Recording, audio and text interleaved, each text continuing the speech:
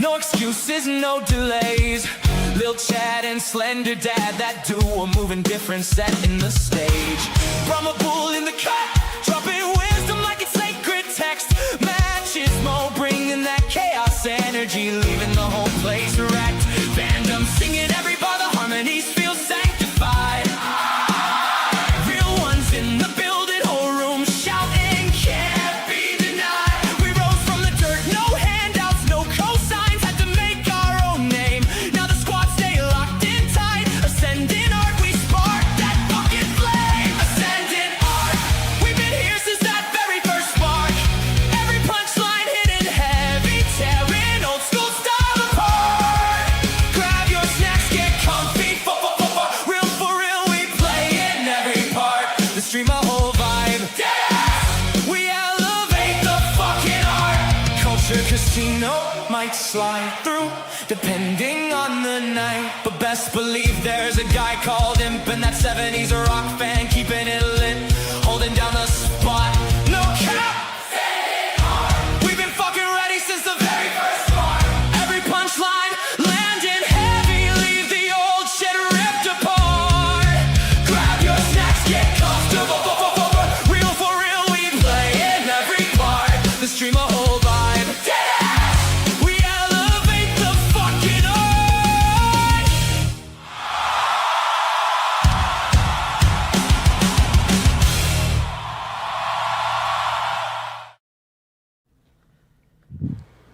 Hello, welcome to the show, everybody. How we doing?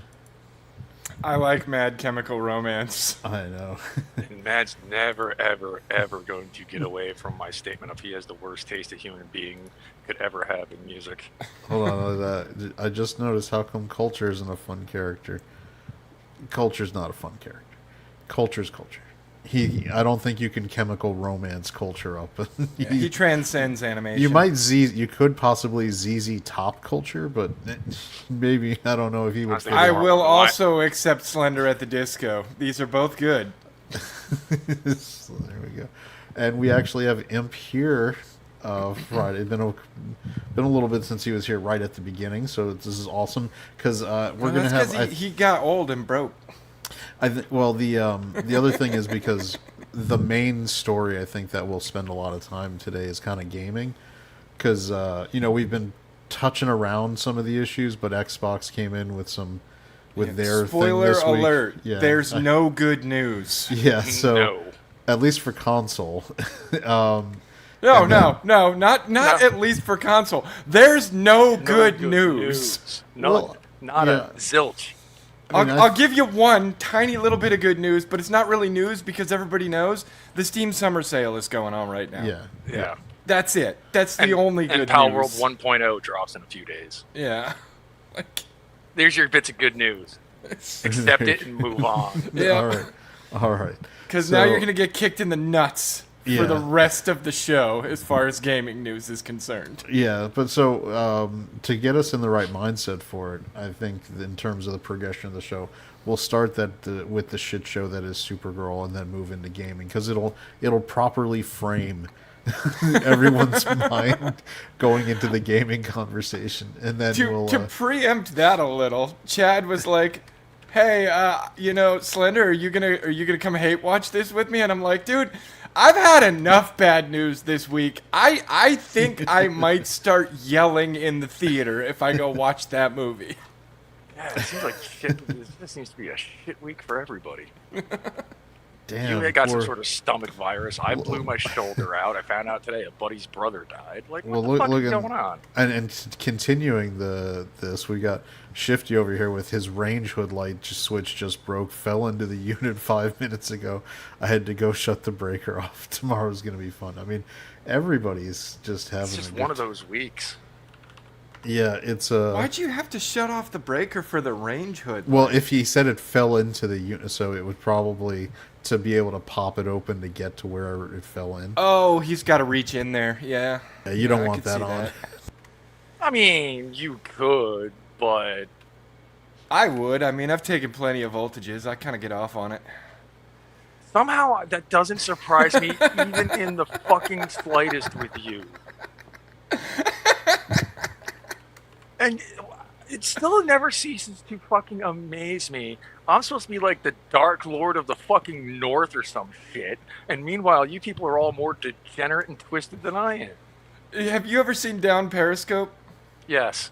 You know the part where he's licking his fingers and he's checking all the wires, and then he hits the Yes. live one and he's like, hot. It's a really basic, boiled down version, but that was one of the things that I did on the show. So here we go. This is Explains a lot.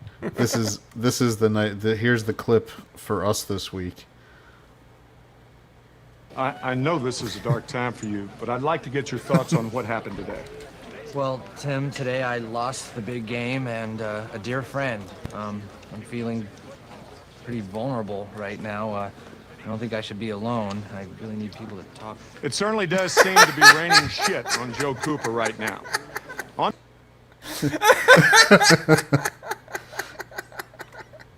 I forgot about that.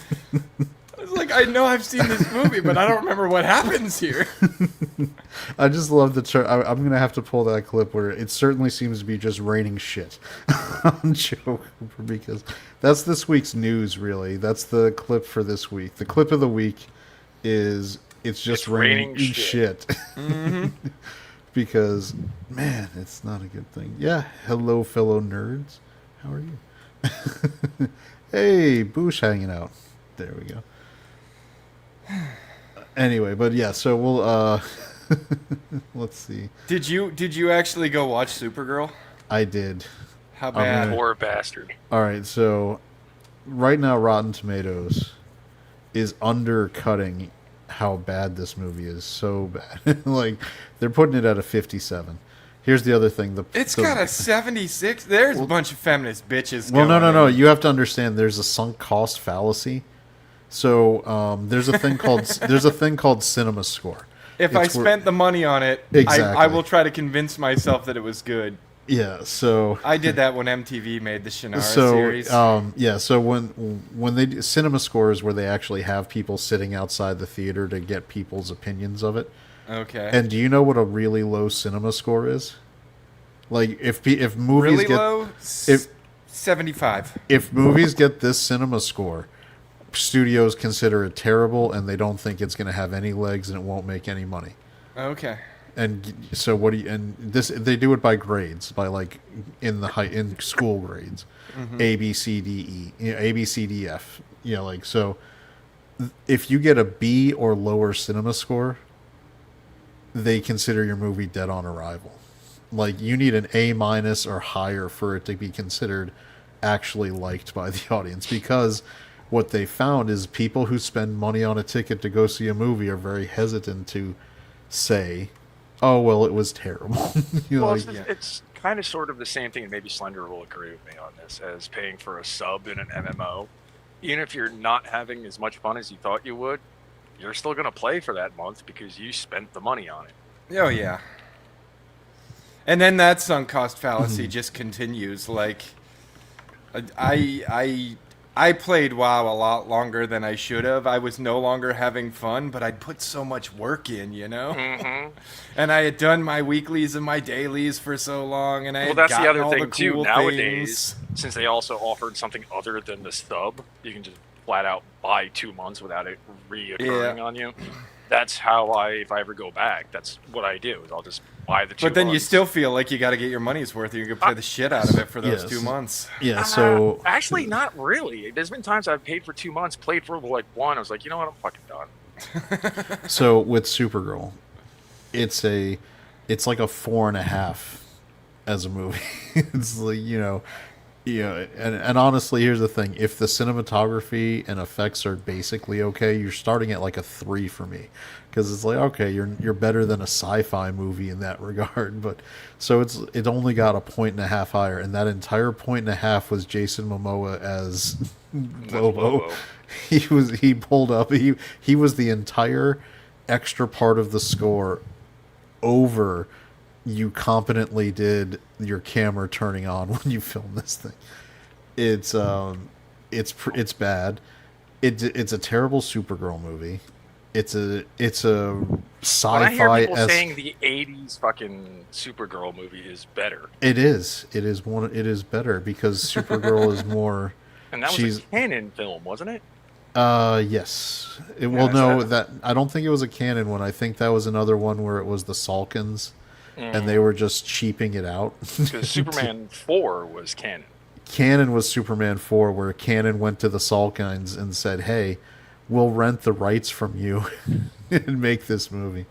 Yeah, and Soul Helen. Assassin, I'd be okay with that though. DC try to make Lobo their version of Deadpool and give him a spin-off? Yes, please. So, all right. So this Millie Alcock, who's the lead in the movie, terrible, no charisma.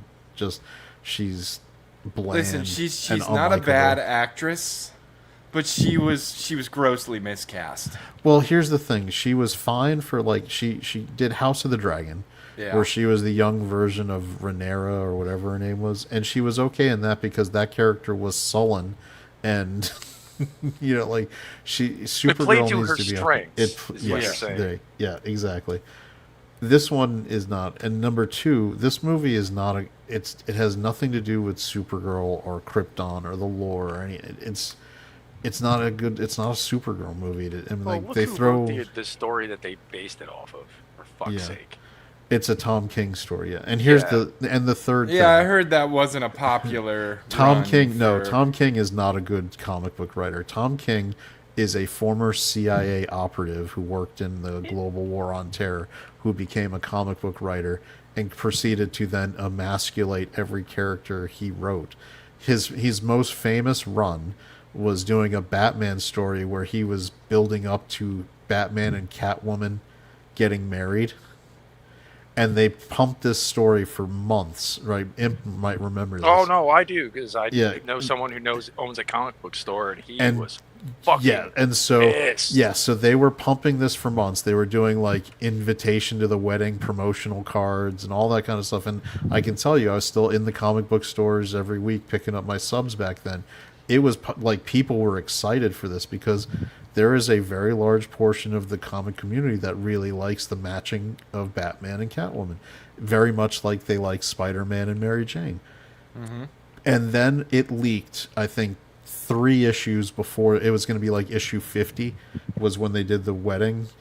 And I think it was about 3 issues before where the leak came out. I don't quite. It was remember. enough time. It was enough time. Yeah. It was like 2 or 3 months, so it was enough time for people to cancel their I don't even know. I pre-orders. don't think it was. I think it was at most 2 months. Yeah, it was definitely At still enough. most. It was still enough where people could go in and say, "Fuck it, I don't want it now."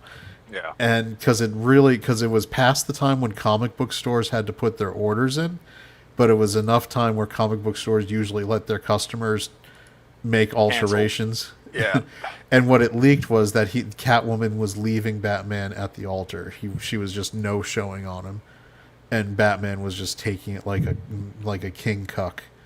You know, like, oh, poor me. This girl, she doesn't want me anymore.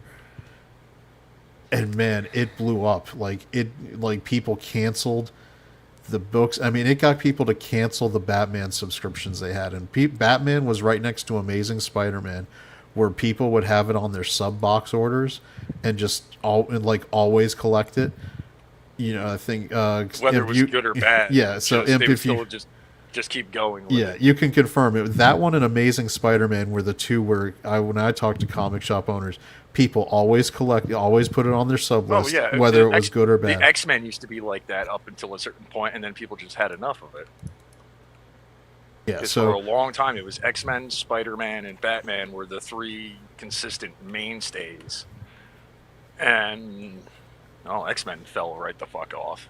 just as and Josh is saying, I didn't think DC was going to let Batman get married to Catwoman because they want to maintain the status quo.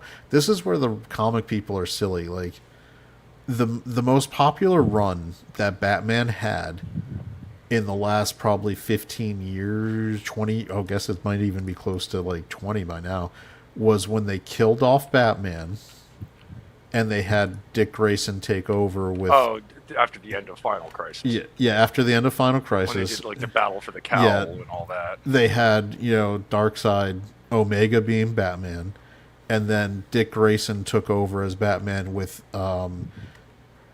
Damian Wayne as his Robin, and it was super popular. Like It was people actually well done too. because it was well written. It was by Grant Morrison, who's actually a talented comic book writer. When he wants to be. Well, that's true for every comic writer. Like It is, but when Grant Morrison's bad, he's really bad. But when he's one of Grant those Morrison- writers that there's no middle ground with him. He's either really, really good or just really, really bad. So for me, he's knocked characters out of the park twice for DC. One was All-Star Superman. That was Grant Morrison, I believe. Right? Maybe? Was All-Star... Yeah, I was going to say, I couldn't tell you. I'm not the comic guy. But I will say this. Would you believe I am actually looking forward to an American cartoon? What Really? cartoon Which is one? that?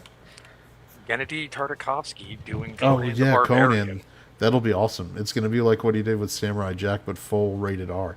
That last season of Samurai Jack, when it was on Adult Swim, Was It- dark. it- was so... It pushed the dark. line. It was so dark, and that ending, I was, I'm not used to being emotionally impacted by like a cartoon, but when it turned out that the girl he was with was one of his daughter, and since he erased the time thing, like she didn't exist anymore, I was like, fuck, that hurts, man. I wanted Jack to actually have My a heart. happy ending. Why would you do this to my heart?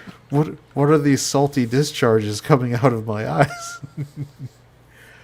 Yeah, so I'm looking. Yeah, you're right. And I saw that news and it looked pretty good. But Supergirl, all right. So Lobo, Jason Momoa is having a great time playing Lobo. He looks the part. I think they'd put him in a kind of a rubbery suit, kind of for his body. It's fine. He looks just like Lobo. He's Lobo right out of the comics. His attitude is Lobo. He kills people the way Lobo would. But it's he's the only really in terms of on brand, on character DC universe, he's he's good. But the movie's shit. You know what the other thing is? Hey, 70s, thanks for Hi. coming.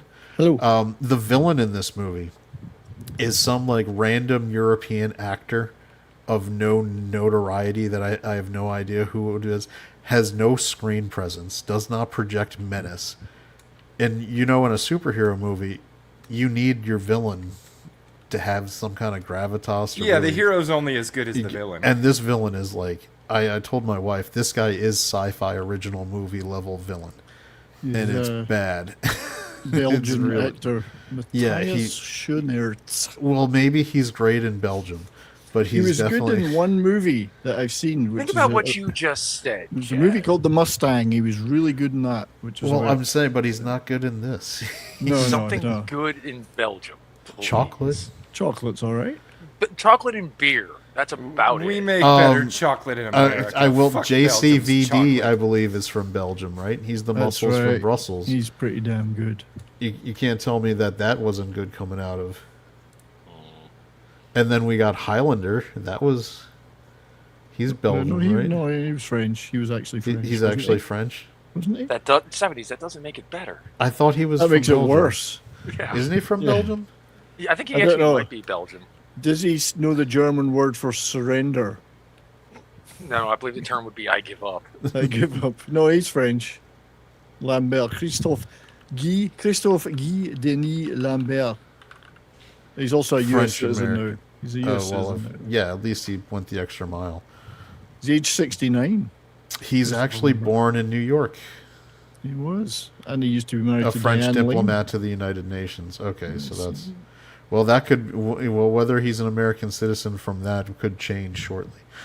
Lane. We'll see probably next week on that one, but that's a bullpen topic.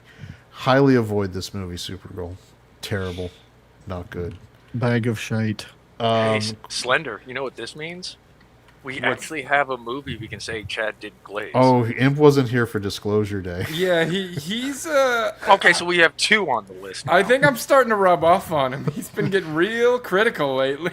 All right, so You've Shifty. worn him down. David Cornsweet is in this movie for a total of about 2 minutes, and he's doing exactly what he did in the James Gunn movie, but it doesn't matter really.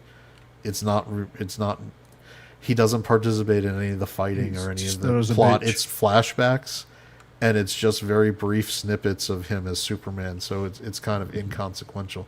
It's almost, if everybody remembers the 1984 one where Helen Slater had the Christopher Reeve Superman poster in her room, and she just like talks about him to it's not much above that level because he's not really. I mean, he's again.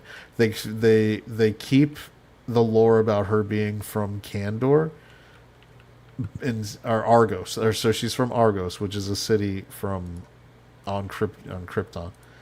By the way, Supergirl's origins are very convoluted. They change it every iteration, every crisis, where she's actually from. But I would say that the way they do that is kind of weird. They double down, by the way, on Kal-El being sent to Earth to get a harem of bitches and take over the planet.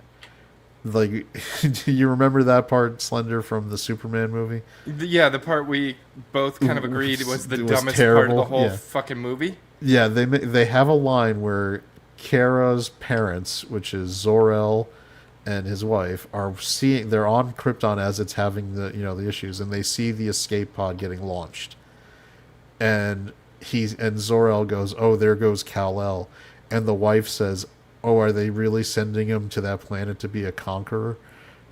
Did they actually do that?" And so there's no more ambiguity.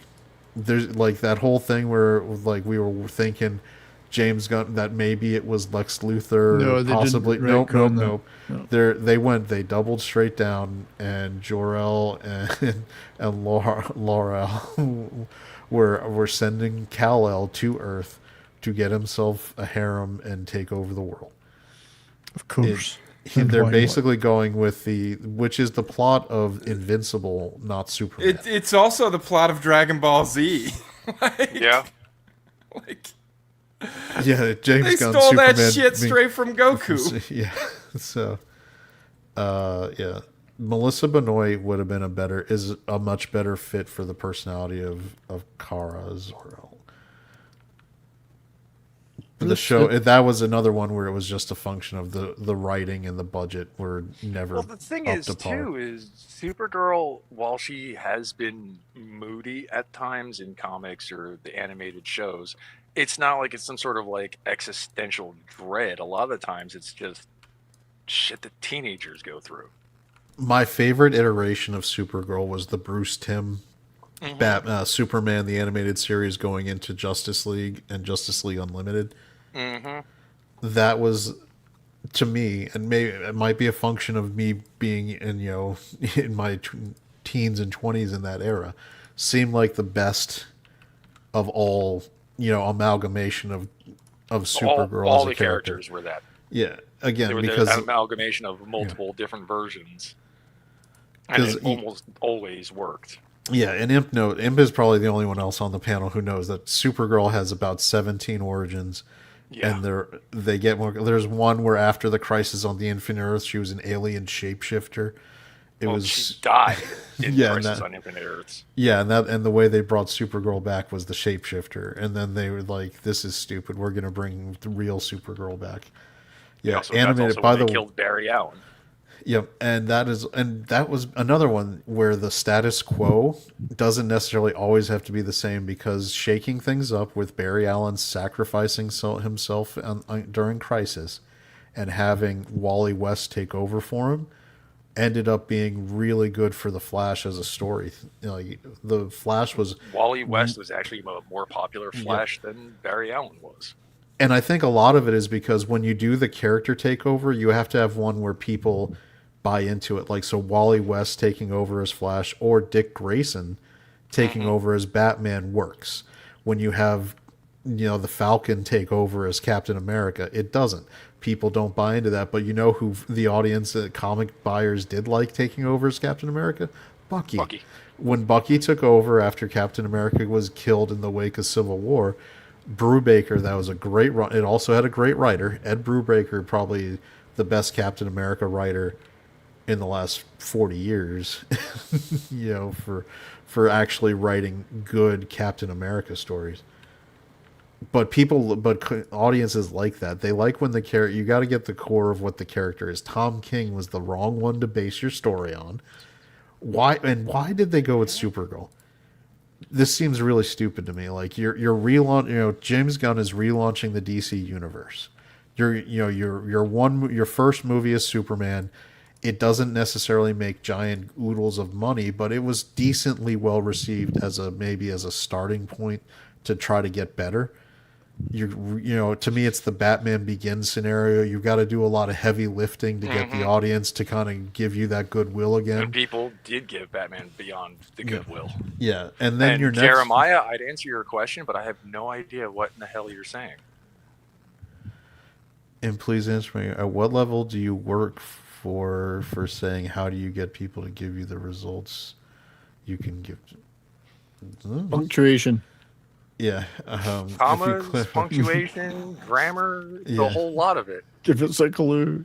Yeah. I think he's implying that you're some kind of a crossroads demon who makes deals for souls. I'm not sure. No. I'm just getting a head start on corruption, because if hell exists and I end up there, first thing I'm doing when I get there, instead of going, "Oh God, I'm in hell," is go, "Can I have a job application?" Yeah.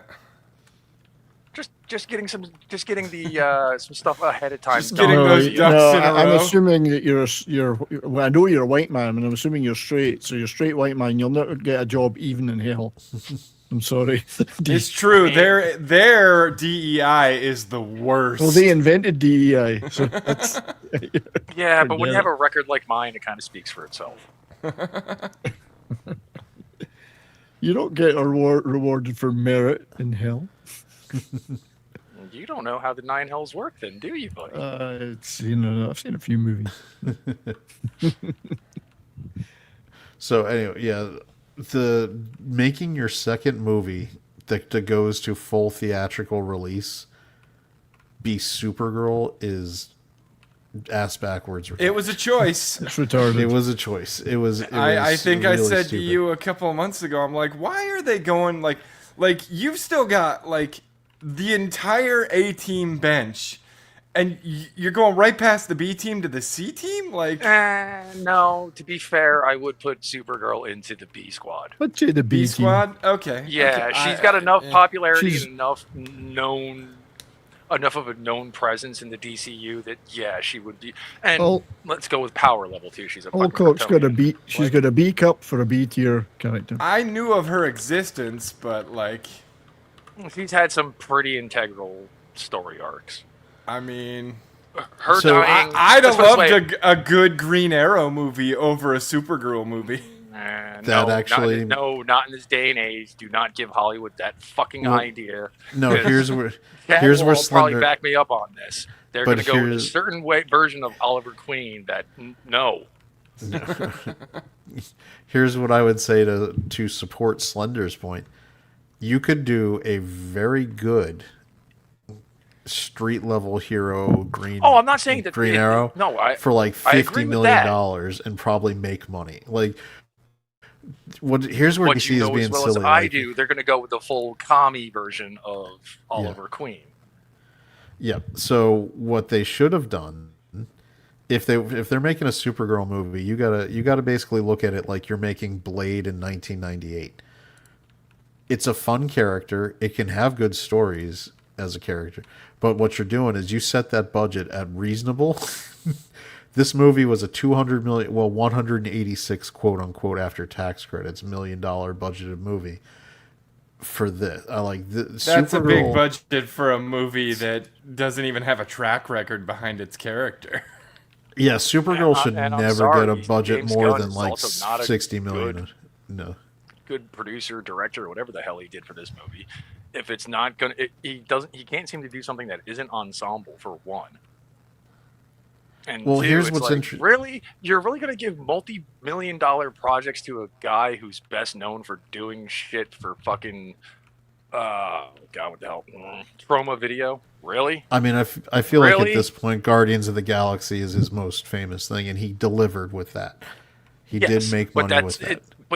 But he can't seem to do anything other than that. no matter what he does. I've he seen a has few people say Taika. this Both good points. feels almost feels like a Guardians film. Some people have said. That's what the point. That's what the problem. He has Taika Waititi syndrome, where he doesn't have someone editing him now to keep him in check.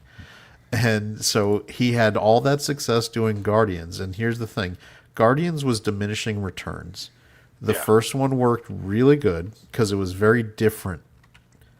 And also was the Guardians novel. of the and the Guardians of the Galaxy were such offbeat, unknown characters. He wasn't working with something where somebody had any nobody. I mean, it even became a joke in the first movie. Who was Star-Lord, right? Nobody knew who Peter Quill and Star-Lord was. I remember He's a blank slate. A buddy of mine told me they were doing a Guardians of the Galaxy movie. I was like, wait, what? Why? Nobody knows who they are. Of course, my brain went right back to the version from the 70s and 80s. Yeah. Now the only And he's the only like, they rebooted it. I'm like, oh. they And completely again, changed. Nobody knows who they are. Here's the thing: if you read any of the comic books, they completely changed Peter Quill Star-Lord from what he was, because he did exist for a while, but now that version from the movies is what they've made the comic into. But Gamora is also completely different than what Gamora is was Drax. before. So is Nebula. So is Drax. The hell, Drax The was only- very different. So is all the characters are, including Mantis. The only one Yeah. who probably isn't is Rocket Raccoon. Yeah, Rocket. And And that's Groot. because Rocket and Groot were basically one-dimensional kind of characters. Now, I'll say he did a good job giving them a little depth, which is great. But the reason it's a tabula rasa. They were basically blank slate comic characters that were where he could make them and people liked it. But then by the second movie, it started getting a little old, and by the third movie, he was really running out of steam, and he was just finishing, and it was very kind of morose and not fun. And so he kind of finished it and was done. But now he moved on to DC, and you have to have a whole different mindset for Superman. And I don't think he bombed it. I think again it was okay as a Batman Begins style start to refresh the character. He should have then moved on to a Batman or somebody who's a major tier character. Now, the other interesting thing, do you know what the next DC movie that's coming out is? Oh, Clayface. Yes, right. that's right. Which looks like a full-on horror movie. Which, by Body the way, horror. Yeah. I'm going to say it actually looked. The trailer was on the Supergirl movie last night. It didn't look bad as a horror movie style thing. And anybody who knows Clayface, it is kind of a horrific kind of if you do it, especially Combination of psychological and body horror. And I'll tell you this, Imp, they didn't shy away from it if you remember from the Batman animated series, which is probably where he's most well known. I'd say to so. people, they actually have him in the full thing where he's he doesn't even have eyelids anymore after the accident and all that kind of stuff. You can see the wrap looks straight up Darkman. They're not pulling punches, but at the same time, why the fuck is Clayface your third movie? Yeah, release how is this feeding into a broader narrative? Isn't the whole goal to eventually start crossing over and making the bigger Well, and then they DC still universe? They're finally making a sequel to the Batman, the one with Robert Pattinson, and that's going to still be completely unrelated to the other part of the DC universe. Well, that wouldn't be the first time they did that, because they did that recently with the books themselves. They did some whole big brand new reboot. I know rebooted some What is the it? whole people timeline. liked. Absolute not- Batman. No, not absolute. I think it was when they started doing the New 52 a few years back. New 52 was 14 years ago now. Listen, I Whatever. know some people Yeah. liked the Robert Pattinson Batman, but it smacked of trying to follow that Joker style. And Robert Pattinson he doesn't do it for me. He's not fucking Batman. I'm Batman. But as I was saying, with the New 52, He could be like Batboy, Nightwing. they rebooted the entirety of the DC universe except for Batman and Superman's books. I think this comment. He'd make a great Damian Wayne. This comment is perfectly. Most are speculating Gunn will be gone after Man of Tomorrow, which they're shooting now. Before that, I think. I think they're going to let him finish shooting it, and they'll probably release it. But Paramount as soon as, by the way, it just cleared U.S. Antitrust approval, and I think Europe is apparently given a conditional approval for Paramount to finish buying Warner Brothers. As soon as that officially closes, I think James Gunn is officially fired. And I think Nerdrotic put a post out where he's like, it's going to be just like they did to Henry Cavill. It's like, you're not fired, but we're not letting you do anything anymore. Yeah. So they're not even going to make Man of Tomorrow or whatever it is. No, Man of Tomorrow is already shooting, so they're okay, right. That'll You're finish. not fired, but we have no intention of using you in any of our movies ever again. That's right. Yeah. Hey, Chad, you might actually get this reference. Creative has nothing for you. Because they don't recognize you because you're not creative. No. Chad's probably the only person on this panel who get that joke. Yeah. It sounds familiar, It's but a I wrestling don't get thing. it. Yep. It's a wrestling. A lot okay. of guys got cut Yeah. from WWE or WCW back in the day, whatever. And being told, "Sorry, man, creative just doesn't have anything for you." Which is code for Vince doesn't like you. Yeah. Well, Vince is a very arrogant person. Yeah, but if you actually talk to people who worked there for a long time that saw like all sides of him, there are people out there who worked in that company who will talk shit about him, but also have an equal amount of good shit. Like there's Funny- stories of him back in like the 80s as just a fucking madman, going out with the boys to a bar, getting drunk with the wrestlers, and then having them all hit their finishing moves on him in a fucking bar, including the Road Warriors. Yep. Eric got it. Look at this imp. That was a reference. Vince Russo, WWE reference. Yeah. Yeah, it's Vince McMahon. Who was it? Is it Mark Henry who had actually Yeah. positive things to say? Like, Vince, like, let me go take care of my family. Yeah, his mom died. And Vince Yep. is like, look, I know your mom's really important to you. Go.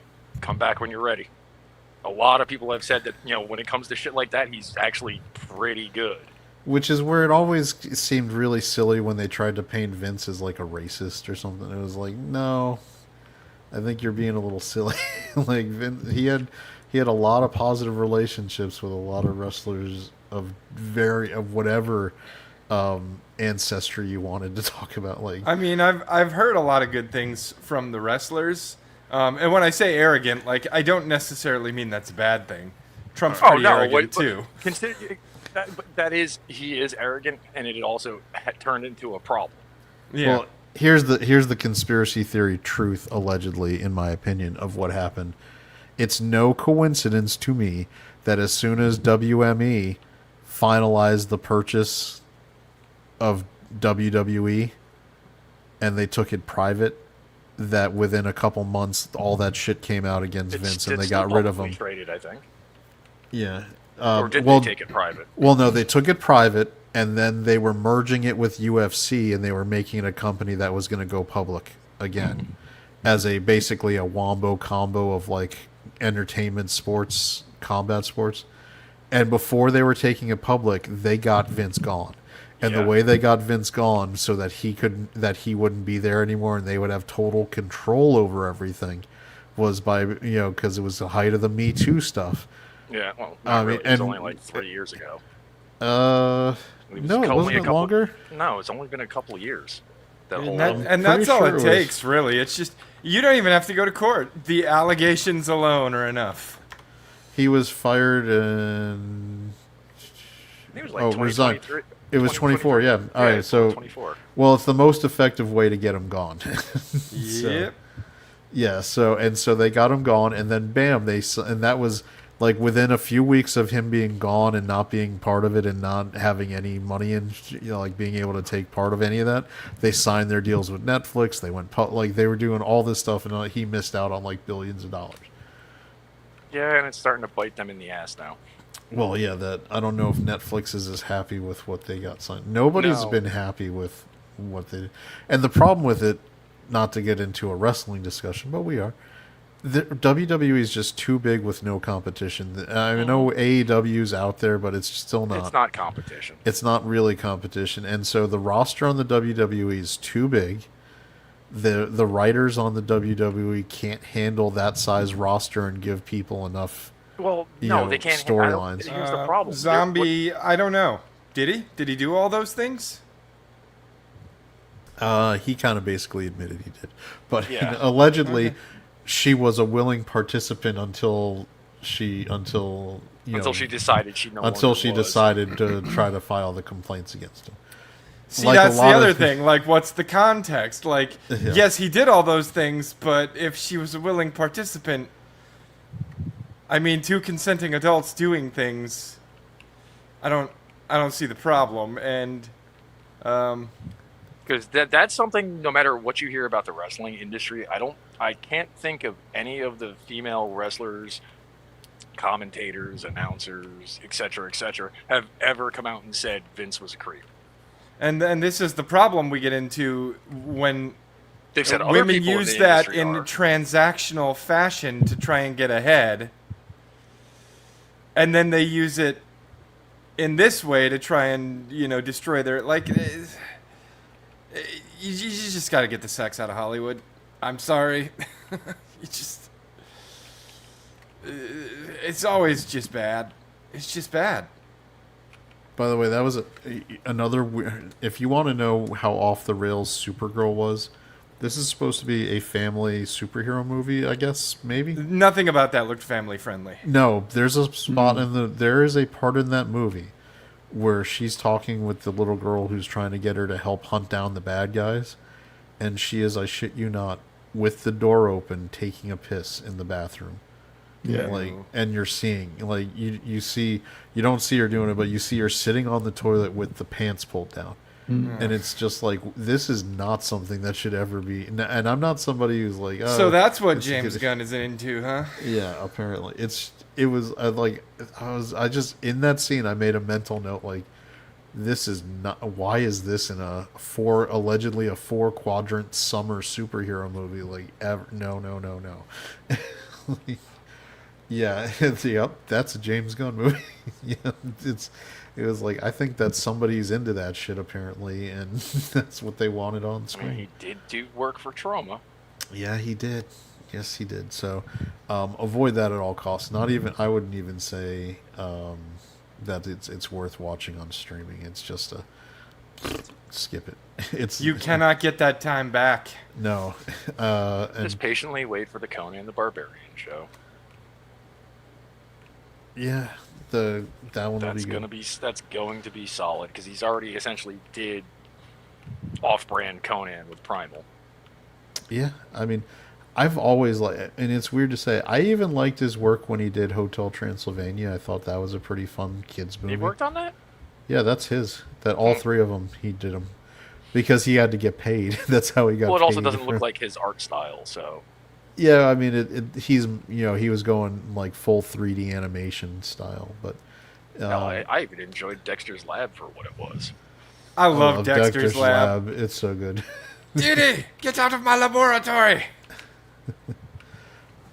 Yep. All right. Let's see. So now with now being prepped, we'll go to our next gaming news. Xbox, after seeing, and it's no coincidence, the Steam Machine price drops, Yep. and that is and then PS5 raises their prices. Nintendo had already raised their price. So Xbox at this point decides, after the Steam Machine is coming in at that gigantic price point, they're like, fuck it, we're going to raise our price point to like $7.99. Man, I'm even happier that Verizon gave me one of those things for free. Well, I got mine when it pretty much first came out. Yeah. Yeah. Normal So- retail. So they're discontinuing the 2 terabyte model. But that disk drive model now is $7.99. That's It's worth gonna more be- than precious metals. I've seen some Jesus. really retarded takes as far as the Steam Machine goes. Like, oh, why don't they just sell us a bare bones one? We could put our own components in it. Hey, jackass, you're That's going to a be spending computer. more Just build for your own. RAM than they are And I said this. No, this is my because they're buying it conspiracy. at a scale. My conspiracy theory, and I said it months and months ago, and I think Slender might be coming around to it. was that the other, like the PlayStations and the Xboxes and the bigger boys in the market were also using their weight to make sure that any contracts Steam was trying to get for their hardware were going to be the maximum price Well, point one of their possible. engineers came out and said on record that the RAM suppliers would come to them and say, "This is the price." If they said no, they didn't come back. Yeah. Well, and the The RAM RAM manu- suppliers would specifically be like, we have this many at this price right now. Yes or no? No? Okay. Yeah, the RAM suppliers were essentially strong-arming the prices. Like, oh, you need RAM? Well, this is what we're selling. Oh, you don't want to pay that much? Too bad. And think about it. They were buying it in scale. And I'm not gonna give like I'm gonna say it. I'm not gonna give Xbox a pass. I don't give anybody else a pass on this, but this is technically the second time in the last year that Xbox has raised the price. Because in October last year, they raised the prices by $20 to $70 across the U.S. And all through early 2025, they've been making adjustments in several markets and regions. So they've been doing lots of fucking price play too. They've just been a little more on the DL about it. And I've seen people also turn around and be like, oh, it's just Steam being greedy like they always are. It's like, no, asshole. When I'm looking and seeing a 32 gig set of RAM for $1,000, yeah, it's Valve. Yeah, I don't think Steam's being greedy. I still am calling this one a mistake. And I know it's not their business model to absorb that loss. They never have. Well, here's the That's thing. never been a thing. But honestly, with the condition of the market right now, if you can't sell it for less than 1,000, then you should have just not off a bit sold more. it. just Well, don't sell it.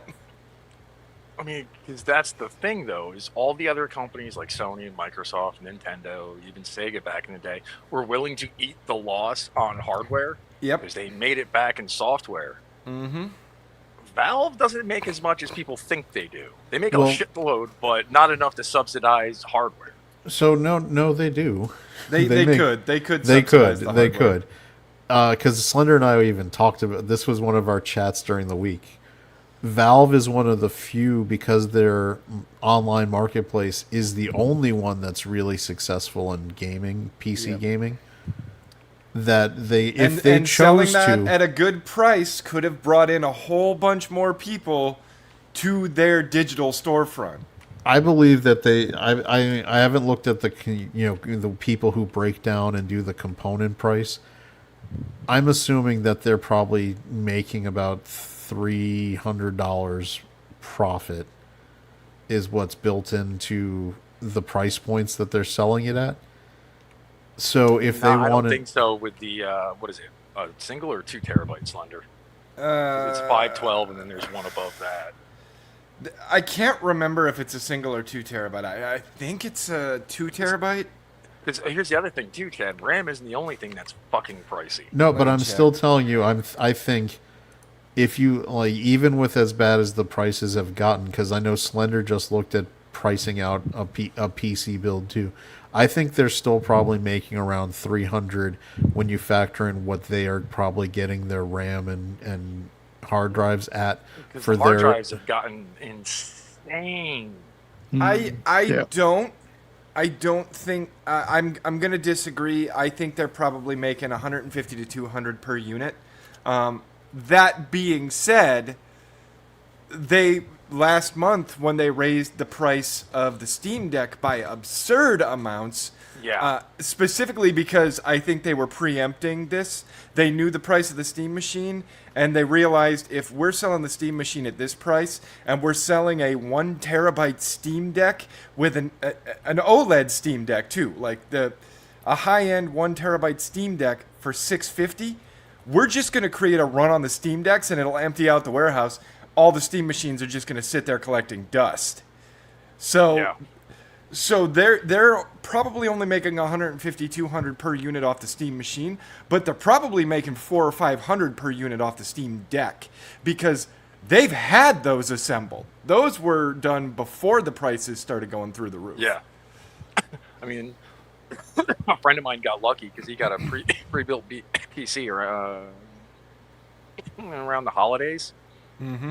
and he got a pretty okay deal. The only complaint I have on it, as someone who's going to be doing any work on it for him, there's no spaces for hard drives.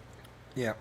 It comes with one, M2 drive, and that's it. There's no spacing in the case to slot even a solid state. I was like, okay, these people need to knock this shit right the fuck off. To give you a comparison, since I did just recently do this, right? Bride needed a new computer. We did not have the funding to build one fresh. We did not have the funding to buy a whole pre-made. So I found a pretty stripped down model with integrated graphics, but it had all the core things that it needed. It had a good CPU. It had good RAM, a terabyte of storage, etc., etc., etc. I got that pre-built for $589. It's not bad. I That's pretty good. upgraded the power supply for another $89 from a That's about right. 550 watt to a 750 watt. That's about right. And I dropped my previous graphics card, the Asus ATI Radeon 5700. Yeah, it was the same one I had. I just had the XT version. I think The you had RX normal. 5700, the overclocked model, the factory overclocked model. So pretty much the best 5700 money could buy at the time. So if you even take that at original price, I think I spent about $300, $350 on that. If you take that and add it to the $650 that I've already spent, you're still coming in less than the Steam machine. And in all honesty, it's got almost better specs across the board and would outperform the Steam machine on most games. Well, here's the thing, too, and people have brought this up. The whole thing behind the Steam machine isn't for people like us. No. It's meant for the people who are used to a console dipping their toes into PC gaming. Yeah, it could have opened the door to an entirely new market demographic. Because I have a buddy of mine who's still of the belief from, 15, 20 years ago that, PCs are too hard. No, it's not even that they're too hard. It's like, you guys are always upgrading shit. No, we're not. Need another friend of mine. I'm like, dude, I'm set now with my PC for 10 years at least. Dude. A year ago, I saw the writing on the wall and future-proofed. I should not have to upgrade anything until 2030. I'll tell you what, most of the people who own a PS5 or whatever Xbox they're on right now, they'll have to get a new console by then. Because here's the other thing. Here's the thing: not because the hardware in that console is out. It's because they will force the replacement of it. After what happened going from the Xbox One to the Xbox Series and the PS4 to the PS5, where they were trying to be like, oh no, you got to make the game for both systems. I don't think they're going to do that again. No. It's going to be, you want to play this? Buy the new console, fucker. The PS5 came out in 2021, 2020. Yeah. I've been a PlayStation guy since the first one, and I have not even sniffed any interest in the PS5. I've still got a PS4 that works I'll admit, fine. I was a retard and bought one for one game. Slender knows which one it is too. Bloodborne? Or the remake of Demon Souls. Yeah, the Demon Souls remaster. Yeah. And I still, so we're 5-6 years. No, look at this. October 2020. We're almost 6 years in to the PS5 life cycle, and I still haven't seen of breaks a game. with the fact that they decided to release it when COVID happened. If anything, that should have made it more popular. Yeah. It would have if the supply lines weren't foobarred. I suppose that's true. Yeah. Now, because that even affected my hobby of building Gunpla. Like, no joke. There were model shops that literally, if you go through like the one grade of kits, they're like, yep, same 15 they've had for the past 6 months. Nothing was being done. Companies weren't producing shit because they couldn't ship it. That affected my hobby of being employed. Well, hey, that'll happen. Didn't affect mine, unfortunately. I got an exception, a religious exception. And then a month later, they were like, your performance is terrible. You're fired. I was like, what? Never have I related to a comment made in our chat as much as this from Shifty. I took all the money I saved for PS5 and I blew it on action figures. I got like so many classified and Transformers that instead of buying a PS5. I agree with that comment. But man, I have not had like there's no game like this generation of new consoles has nothing that really pushes you to do it. No, they don't. Nintendo relies on their exclusives, and they're hoping And nostalgia. Yeah, I mean, I won't lie and say that they don't make good games that I enjoy playing, but I have a Switch, and I don't. God knows how old the Switch is now. I haven't looked it up, but Probably there's nothing. 10 years. There's nothing that they're releasing for the Switch 2 that I can't, like, that is pushing me to do it. There's not like I've had that Xbox Series X from that I got for and free. Nintendo tried to lead the charge on the price, Yeah. the price increase on games, and it's been. Well, yeah, that was the It's other. been a terrible week. That's our other. It was officially announced that GTA is going to do their $80 price. Yeah, point remember when they swore Just- they weren't going to do that? just for the single, and this is where Fuck they're you, being. Take-Two, and fuck you, Rockstar. This is where they're being, too cute by half about the single player experience. They're selling a $100 edition.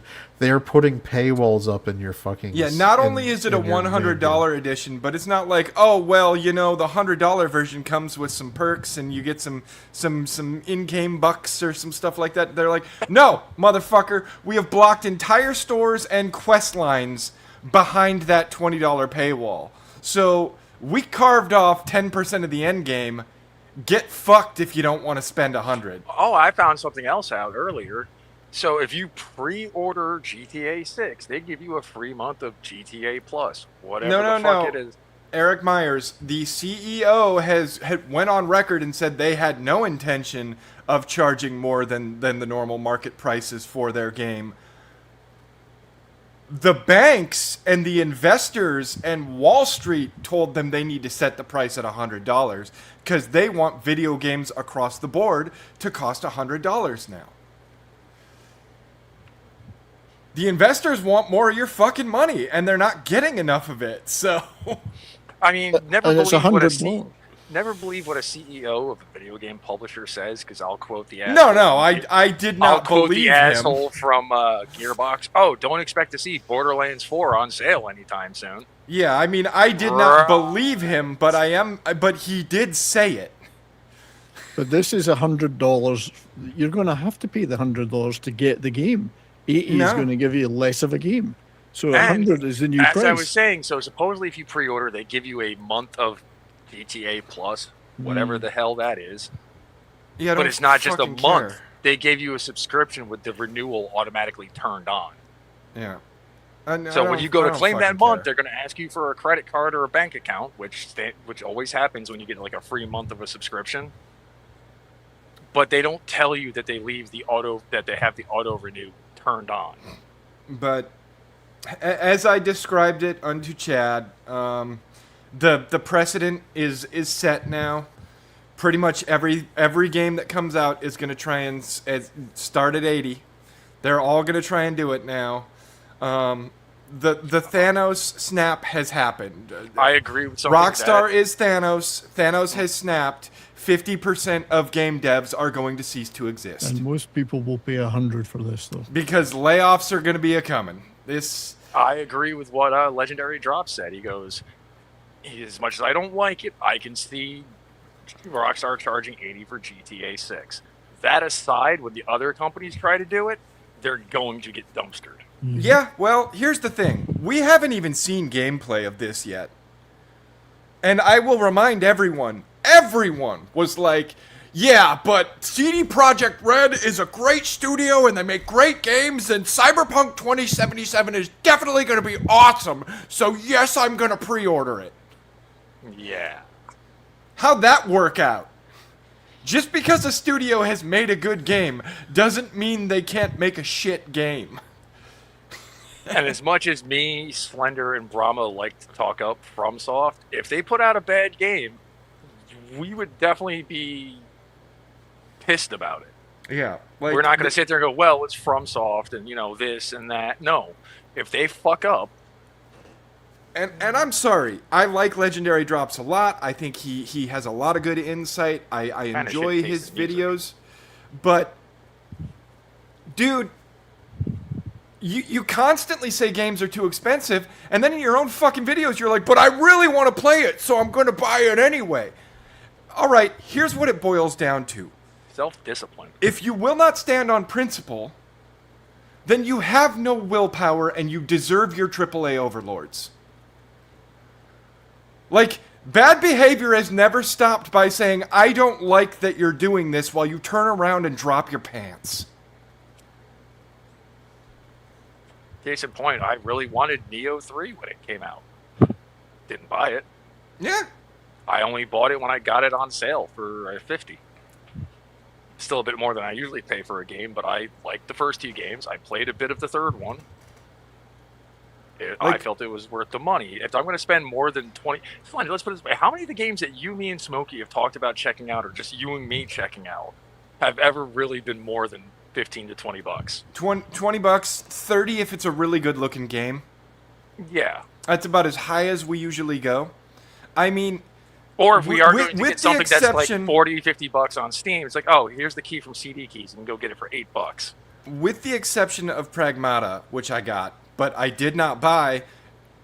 My kids knew I wanted it, so for my birthday, they all chipped in and got it for me. So it's like Mad with Madden. Yeah, but they didn't even tell me it was happening. It just showed up as a gift in my Steam account. Like, hey, and my son acquired it for me, and I guess they all chipped in $10 to get it for me, which is cool. And then Bride, I guess, probably covered the rest, because I was like, but it's $70 and there's only 5 of you. I think they also they could have gotten it on sale, because right around your birthday it hit its first sale of like $55, I think. Then that's perfect. But like, even I think Elden Ring, which was the game I wanted to play more than anything, when it dropped, I was like, I am not picking it up until it is $50 or less. And I had to wait until the I think it was November. I had to wait until fucking November to get the game. And it came out in like February. Yeah. But I didn't even have to wait a whole year, and I got it. I got it for I'm not gonna lie, $49.99. I pre-ordered it. I pre-ordered Sekiro. I'm sure. And I wanted to. I wanted to more than anything, but I stood on principle. But at that, again, like I said, at that point, I trusted FromSoft. So far, out of all the developers out there, and there's a few, mostly indie devs, FromSoft has my trust. They have yet to break it. I mean, they have mine too, but I don't. It's not a matter of whether or not I trust the studio. Don't pre-order ever. Never pre-order. Never. I never pre-order anymore, and it's not a matter of whether or not I trust the studio. It's a matter of whether or not I think games should cost $70, and I don't. Yeah. Well, I knew I was buying it either way. How much did Clair Obscur cost? $4.50. I don't know. I played it for free on Game Pass back before Game Pass started ripping me off. I think I got it for 40 or less than 40. I think you got it for about 30 to 35 in the last sale. Their asking price is $50, but you can almost always get it for less than that because it goes on sale every couple of months and CD key sites exist. I got it on a site. This comment is just for Shifty. Did you also pre-order Hooded Cobra Commander with the throne? Because I want to feel like I'm not the only one who did. But we'll just see. Shifty's the only guy in here who probably did. He'll answer that in the chat. But yeah, never pre-order a game. Number one, they don't even finish the games at release anymore. If it wasn't a FromSoft game, I wouldn't have. Because they do have my trust, and I'm getting a finished game. You've made that point. Let's move on. I would say to me nowadays, it takes about 3 to 4 months for the game from its original release point to finally be in a finished state. It seems like every AAA game that comes out needs work. When they say that, when they go to official release, it almost always needs work. Half of them aren't even finished. Yeah. And you know what I'm really blaming a lot of these problems we're running into, as far as not just being finished, but like just the sheer bugginess? Unreal Engine 5.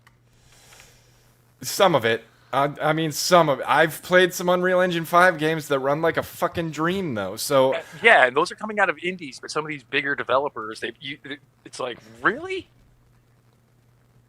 You can't optimize your fucking code, you lazy fucks.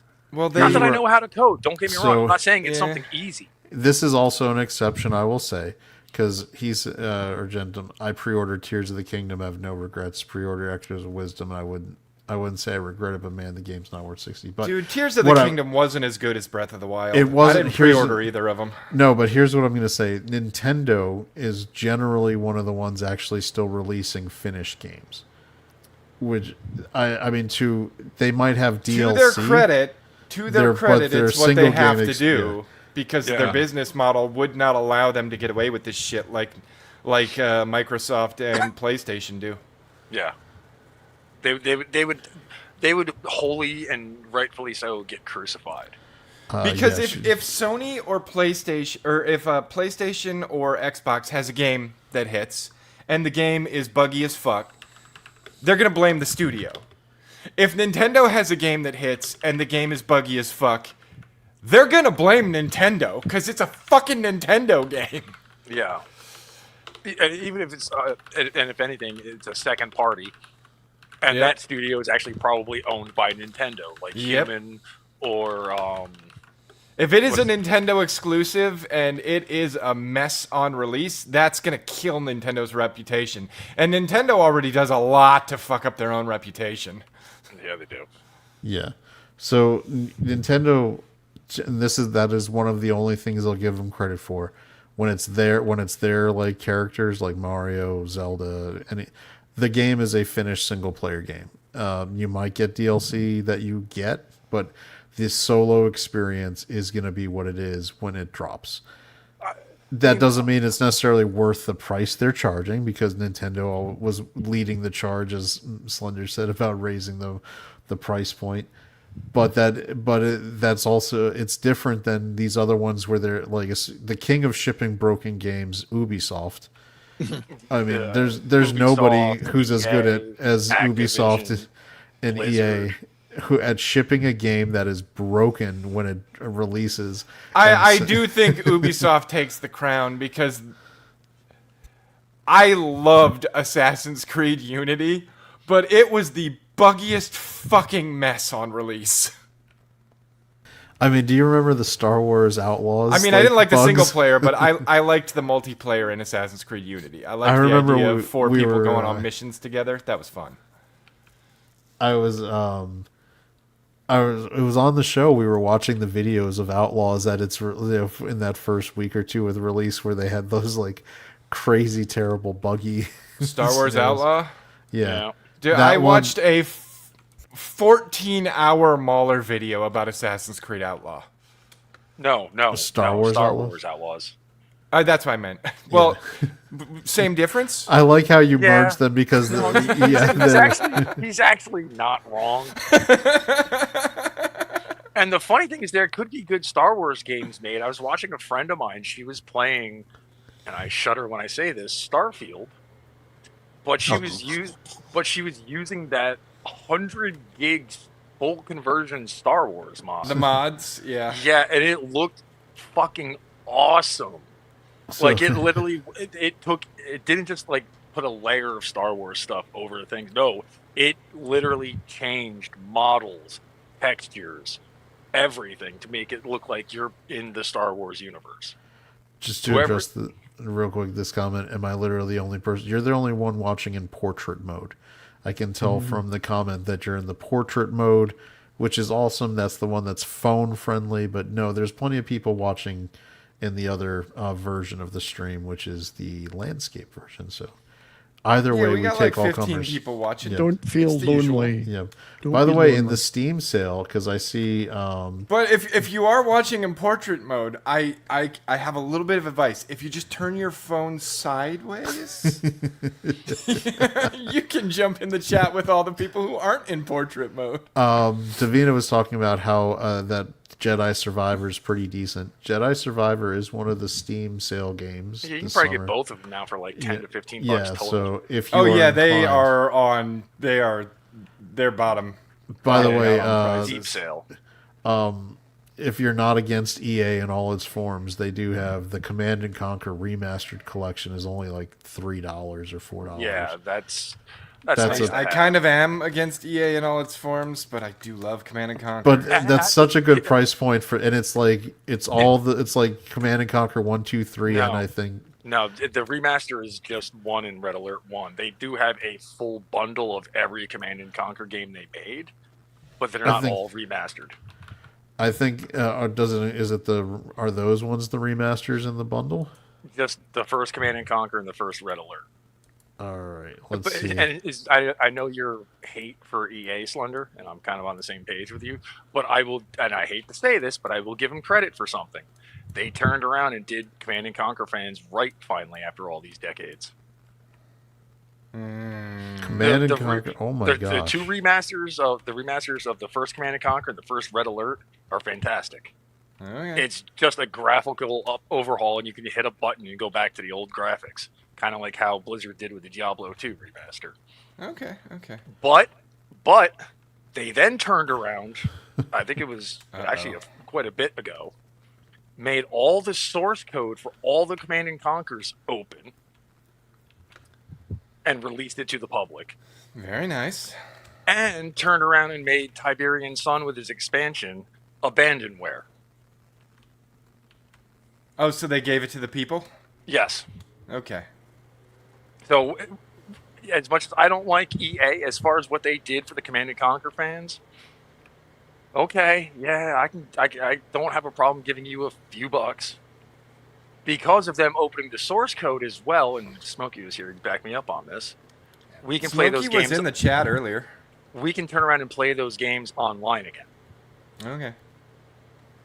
And there's been mods and overhauls and all kinds of shit. And it also includes Dune 2000. I did like Dune 2000. The- I've played Ordos. One of the things that they did, and I guess I can understand why they did this, but at the same time, it's like, really? The game's like 40 years old almost now. If you want the music for Dune 2000, you better own the original CD. Oh, there's no music? There's no music, but what it does is it copies it off the CD to your hard drive. Other than that, you get everything else free. There might be some sort of licensing or something where you have to do it like that. Probably. When it The comes, I was going to say the Command and Conquer Ultimate Collection. yes, that's which- only got 2 remasters. They didn't go and remaster all the No, games. but it is, so for $6.56, you get 17 Yeah. Command and Conquer games. You get pretty much everything Command and Conquer with all their expansions. Yeah, Command bear in and mind, though, Conquer. some of those Command and Conquers were made by EA, and they were absolutely fucking terrible. Here Actually, you the go. only ones that I can think of was Command and Conquer 4, 4. which was terrible. That one was absolutely awful. And then I Yep. think it's like the second Generals game. Yep. Which, The all right, first so- Generals was pretty good. The second Generals was... It was, like, check out, here you go. Here's the list of which ones you get. You get everything. You literally get every single thing they've ever made for Command and Conquer in that bundle. All right, so you're getting Command and Conquer, the Command and Conquer Covert Operations, Red Alert Counter-Strike, Red Alert The Aftermath, Tiberian Sun, Covert Ops was a lot of fun. I actually liked Tiberian Covert Sun, Ops. Firestorm, Red Alert 2, Yuri's Revenge, Renegade, General Zero, Because wasn't Covert Ops the Tiberian one where it Wars, was like Kane's it's Wrath. still doing the first Command and Conquer, Yes. but it's basically like Mario 2 where it's just like the lost levels almost. I think it was more of, something like that. It was like levels that didn't make it, so they decided to slap a story to and release it as an Yeah, expansion. and they were all really challenging missions. Yeah. I liked No, that one a if lot. you like RTSs and you want to go and play an old school, very well done RTS, get that bundle. I'm not going to say otherwise. $6.50 I mean, for all those I games. am still of the opinion that while Warcraft and StarCraft were fun and good games, I still think Command and Conquer is really what kicked off the RTS It was. It was the well, boom StarCraft in the came out 90s. after. Yeah, StarCraft and Warcraft came out after. Command Yep. and Conquer was the first one. That Now was the difference to be, was, to be called an RTS as we know it today. yeah, Well, StarCraft. it kicked off that format. Like it made Yes. that a genre. the It top did. down real time strategy format, like that was the and like if you look at Command and Conquer basically pioneered all the resource farming, top down unit, like Base building. and usually 2 to 3, in Command and Conquer it was 2. It was StarCraft, I think, was the one where they moved it to having 3, Yes. client. Yeah, StarCraft had the Protoss, Protoss, the Zerg, and the Terrans. humans. and Yeah. Terrans. Which, by the way, real fun. I love the fact that they basically took the captain from Macross / Robotech, depending on Harmony Gold, suing you into oblivion if you live in the U.S., and made him the captain of your Star Cruisers. Well, the funny thing is, you know what StarCraft was originally supposed to be, right? What's that? Same with Warcraft. They were originally supposed to be Warhammer games. Oh, well, that would Because- explain. I mean, the Look- Zerg are very much like the Chaos? No, the Tyranids. The Tyranids, that's what it is. And the I've Terran- only played once. Because the Terrans do kind of look a little Space Marine. Ooh, this is a good They, question. they are totally Space Marines. What the fuck are you And talking then if about? you Oh. look at Warhammer, orcs versus humans, Here's a question. All right, Imp. Hmm. Was the Dune RTS before Command and Conquer? Because that was, I feel like it was after, but it might have been before. I don't know. I'll I have to think look it that was up. before. I think the Yeah. one that I just played the Dune RTS before I ever played Command and Conquer. Because the Dune RTS is shockingly also one of the major pioneers of the RTS format. Yes, Like, it is. So Let me see it, here, let's it see may have here. just been a little less capable because Command and Conquer was Okay. So Dune 2 came out in 1992. Is often considered to be the first mainstream modern real-time strategy game. So I'm thinking it did. Yeah, I'm pretty sure it did, but like I still think Command and Conquer is what cemented the genre and kicked off the Yes, the rise. it was 3 years before the first Command and Conquer. Yeah, because I remember Command and Conquer was the first one that was I don't want to say, I guess accessible is the word I'm looking for, which is I wouldn't even say Mainstream. It was the Yeah. first one that was mainstream. an average gamer could grasp the concept and They, play they that could one. with Dune 2 as well, because it was Yeah. essentially Command and Conquer. Same with Dune 2000.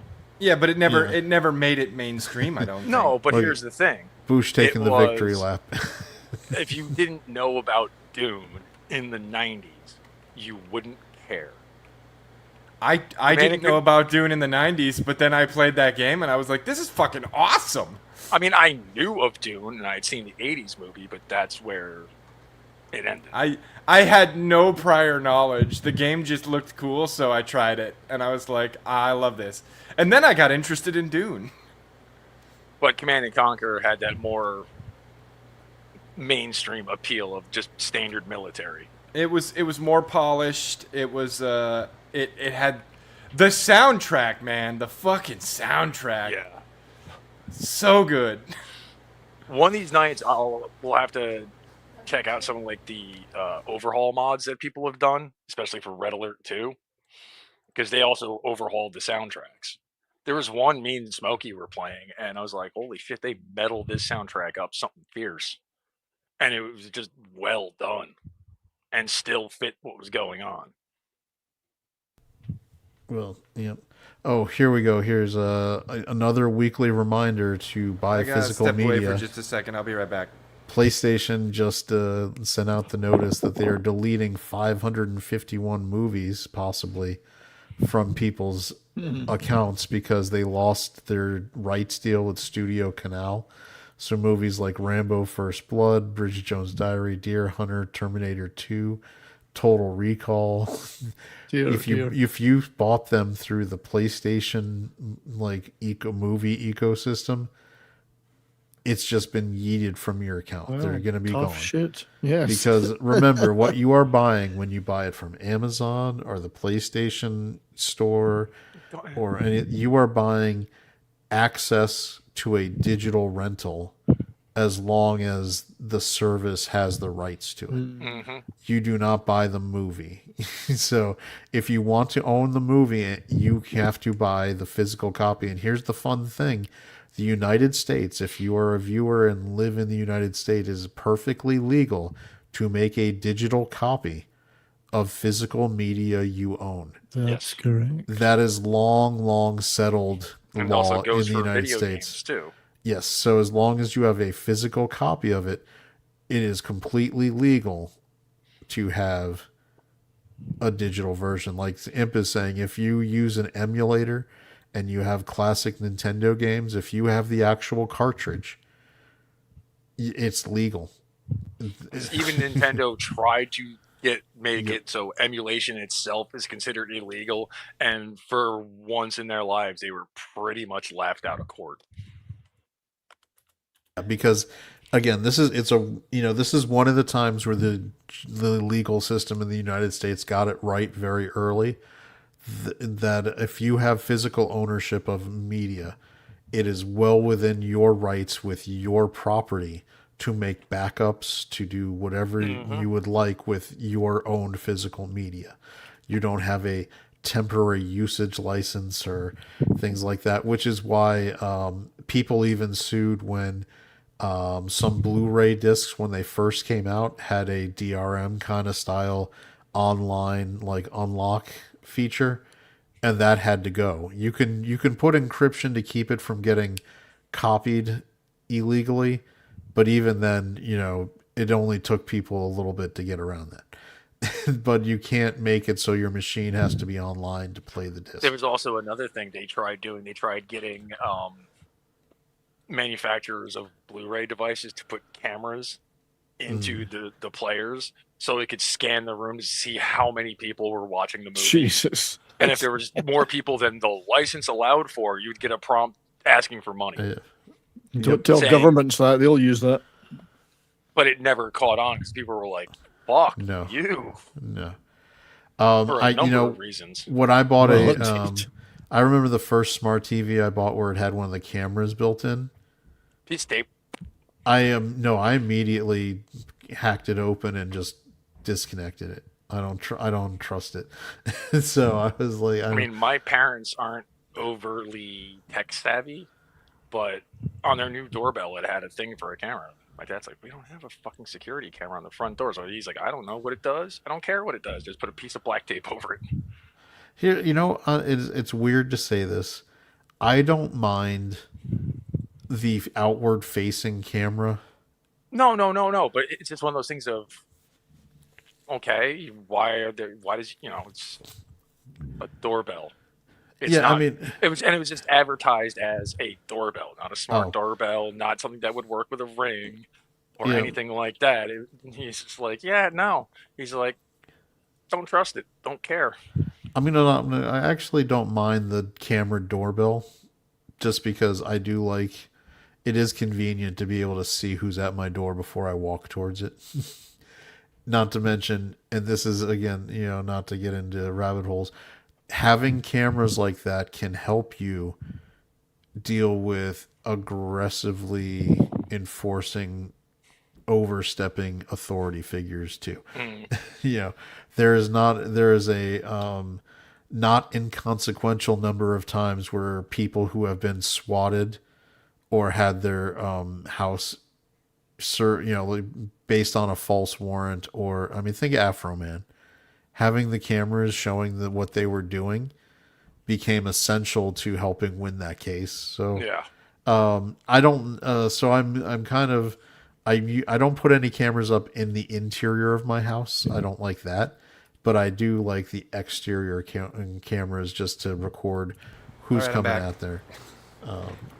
Yeah, and then also because I do get a lot of stuff delivered, so I like the idea of recording who might be trying to dick around with my deliveries. One thing I've noticed lately, I've gotten a couple packages from Amazon, and even when I order something surprisingly from through AliExpress, I don't remember what carrier delivered it.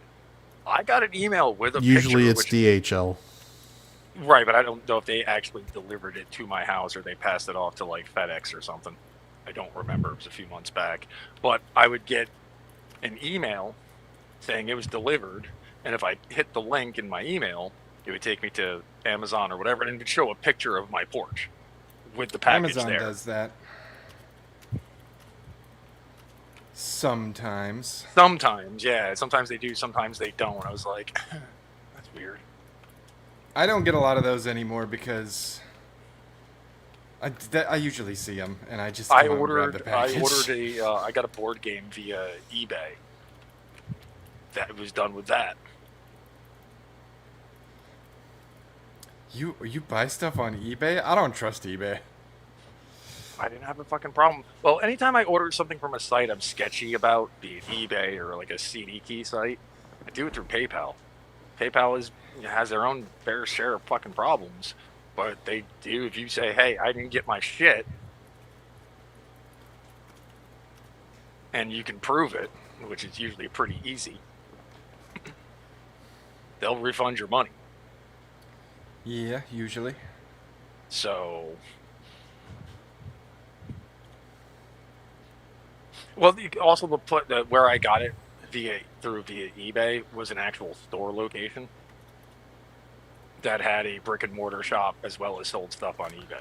Not bricks and minifigs. Hopefully. No. It reminds me of Slender Kid 1 and 2. You know, they're both in their 20s at this point. They're always doing those weird Facebook marketplace things where it's like, oh, I just gotta go pick this thing up, and I'm like, dude, you're gonna get shot.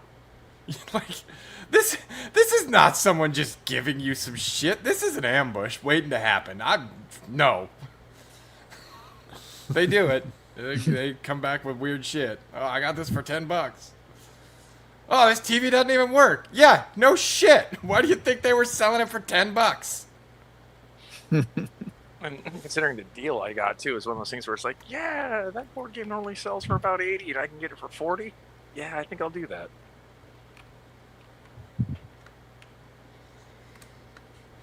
If it's not Small World, I don't care. That's my board game. Love that game. No, I just grabbed the 40K version of Talisman called Relic. Ah. So I have most of the normal Talisman stuff. There's a couple expansions of the mini expansions I didn't get because I just didn't care. The mechanics just didn't interest me. Right. But I have all the main ones. My buddy's like, God damn it, man. I'm like, what? He's like, every time you come over with that fucking board game, I got to get out the freaking leaf for the table. I was like, be thankful we don't play other games, dude. I was like, go look at what a board setup for Gloomhaven is. Global thermonuclear warfare. That's a good game. Do you want to play a game? This is why, once upon a time, I got a couple of those big old corrugated plastic folding tables. Yeah. I got 3 of them. I spent like $150. Got 3 of them. And if we're doing board games, we just bust them out. Yeah. I mean, because like I said, certain games, man. Good God. I mean, there were like 7 or 8 of us playing D&D at that point, so I also spent like another $150 on stackable chairs. I'm trying to convince my one buddy who plays a lot of D&D to turn the table he has in his downstairs den,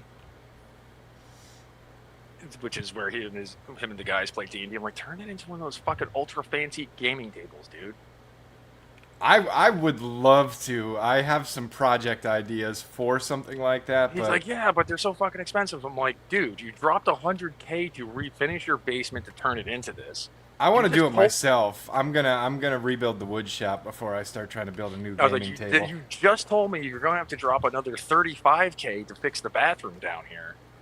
Gee, a $3,000 table's going to break the bank. We have comments. Bride says, I just refuse to pay ungodly amounts of money for things that should not be that expensive. Agreed. Now, I think, given the makeup of the panel, I'm not wearing makeup. we can actually do an anime segment. which is nice. I I'll guess see you guys 'cause I later don't then. care about anything that's current because How can you say that when an anime that I think you might actually enjoy, Saga of Tanya the Evil, I know what it is. I saw the is first coming bit. back. It's okay. Okay, it seems like it's right up your alley. Saga of Tanya the Evil is pretty good, and that It- I usually wouldn't go in for that kind of one, but I like it. Yeah. So, yeah, I know, Eric, but maybe you should, instead of snoozing, you should. Oh, is that a happy face? I think can't that's a tell. happy face. Oh, good. Yeah, shifty. Yeah. All right, so Kind of this like me with my music taste, my anime tastes are kind of old school. this upcoming summer Yeah, we can only season- do this when we don't have Matt and Matt, Brahma 'cause- because they go all get- fucking dude bro on us. Anime's stupid. And I Mad, watch real shows. Mad, I love Mad, but when he is disinterested in a topic, he will either check out and go, No, he won't. He'll torpedo the fuck out of the or topic. I was about to say, or the more likely scenario is he will completely try to derail and moving and get you Well, yeah, off of it. it is either or because they'll be like, "Oh, you're talking about what? I'm gonna go have a smoke," and then he gets distracted by a squirrel. Yeah, Biggles and Sporks would be good for the anime talk. But look at the three up the top in terms of returning ones that are going to be great. We have Saga of Tanya the Evil coming back for its second season. It seems like forever. It's crazy that It's been took a this long fucking time. Yeah. Mushoku Yeah. Tensei is coming back for season 3, and this is one of the most lit arcs of this entire manga / light novel. So this is going to be great. And then this is one I'm really looking forward to. Trapped in a Dating Sim, The World of Otami Games is Tough for Mobs, Season 2. Don't act like you don't like The that first one. season was good. The Yeah. first I've season never was even good. heard of it. It was good. I liked it. I know that Slender would like this show because this guy can't help but mock and belittle the Otami characters because when he played the game, they were so broken and frustrating. He was so mad at them. He had to humiliate them. Like, why are you so hard to play with? Like, you never have the right combos. You're terribly balanced. It was good. Can you navigate Tokyo without knowing or speaking Japanese? Yeah. Yeah, Japan is very friendly towards. Now, I should be You clarifying. pick you up Persona 5, and you'll figure it out. So I don't. think I'm gonna. that's true at all. All right, I want to clarify something. Japan is generally very welcoming of Western tourists, but there is a thing where YouTubers and streamers have started fucking that up in the last Yeah, few years. I would go out of your way to learn some very basic Japanese. Like They real will basic appreciate kind it. of yeah, they will appreciate it, and and then they just will don't speak act English. like an asshole. Yeah. It's because it is required in Japanese schools to take English Yeah, classes. and there's also certain cultural things over Yeah. there that you better get used to real fucking quick. Like debit cards aren't a thing at all. They pay cash for everything still over there. You can still use cards there. You can use credit cards, but Yeah. more often than not, for like a small purchase, like you getting a coffee, you hand them a card, they're going to look at you funny. Yeah. The other thing is in a weird twist, and it's gonna. You might think you sound racist doing it, but a lot of times, the Japanese language lacks words for certain things that are English. So what they are just gonna say things in English with heavily accented Japanese, like hamburger. Yeah. They don't have that in, like, it was never part of their language before it came over as an English word. So in Japanese, it is just an accented version of the English word. So it can throw you off as they're talking. Or they and then, have- yeah. I don't know what the term is for it, but they'll take words that are pretty close to English, but not like what they call pro wrestling. I hate to bring it up again. It's just pro wrestling. All right, so we've got. Trying to think. Look at else. What else? Bleach is coming back. That show's been going on forever. That arc has been going on forever. Yeah. Dude, Bleach lost me when they did the Bound arc. Here's Yeah, another. This final arc, though, Slender, is actually really fucking good. Okay. It's Here also you go, really fucking dark. If I remember correctly, the Bount arc was when they got ahead of the mangas. That was a filler arc. It wasn't even in the manga. Yeah, I fucking hated it. I was like, so they're fighting Pokemon masters now. Is essentially what they're doing. And they never talked about it ever again. Here you go, Slender. Skeleton Knight in Oh, Another World fuck season yes! I loved the first season of that. 2. Yep. And I've been eating good these last couple of weeks because, man, they've got so many good rom-coms and slice of life going on right now. Did you watch Clevitas? Which one's Whatever that? is it? That's the one with the like the demon dog that becomes a person and is with the kid, rescues. Is that the one where she rips the girl in half at the beginning and then puts her back together because she needs Yep, help? and makes it his zombie slave. Yes, that one was really good, actually. Yeah, season 2 coming out in July. I am excited for a season 2 on that one as well, because there's something like basically she's like a god in that world, right? And apparently there's other giant creatures that are also gods, but there's a suspicion that one of the gods is breaking the rules or something.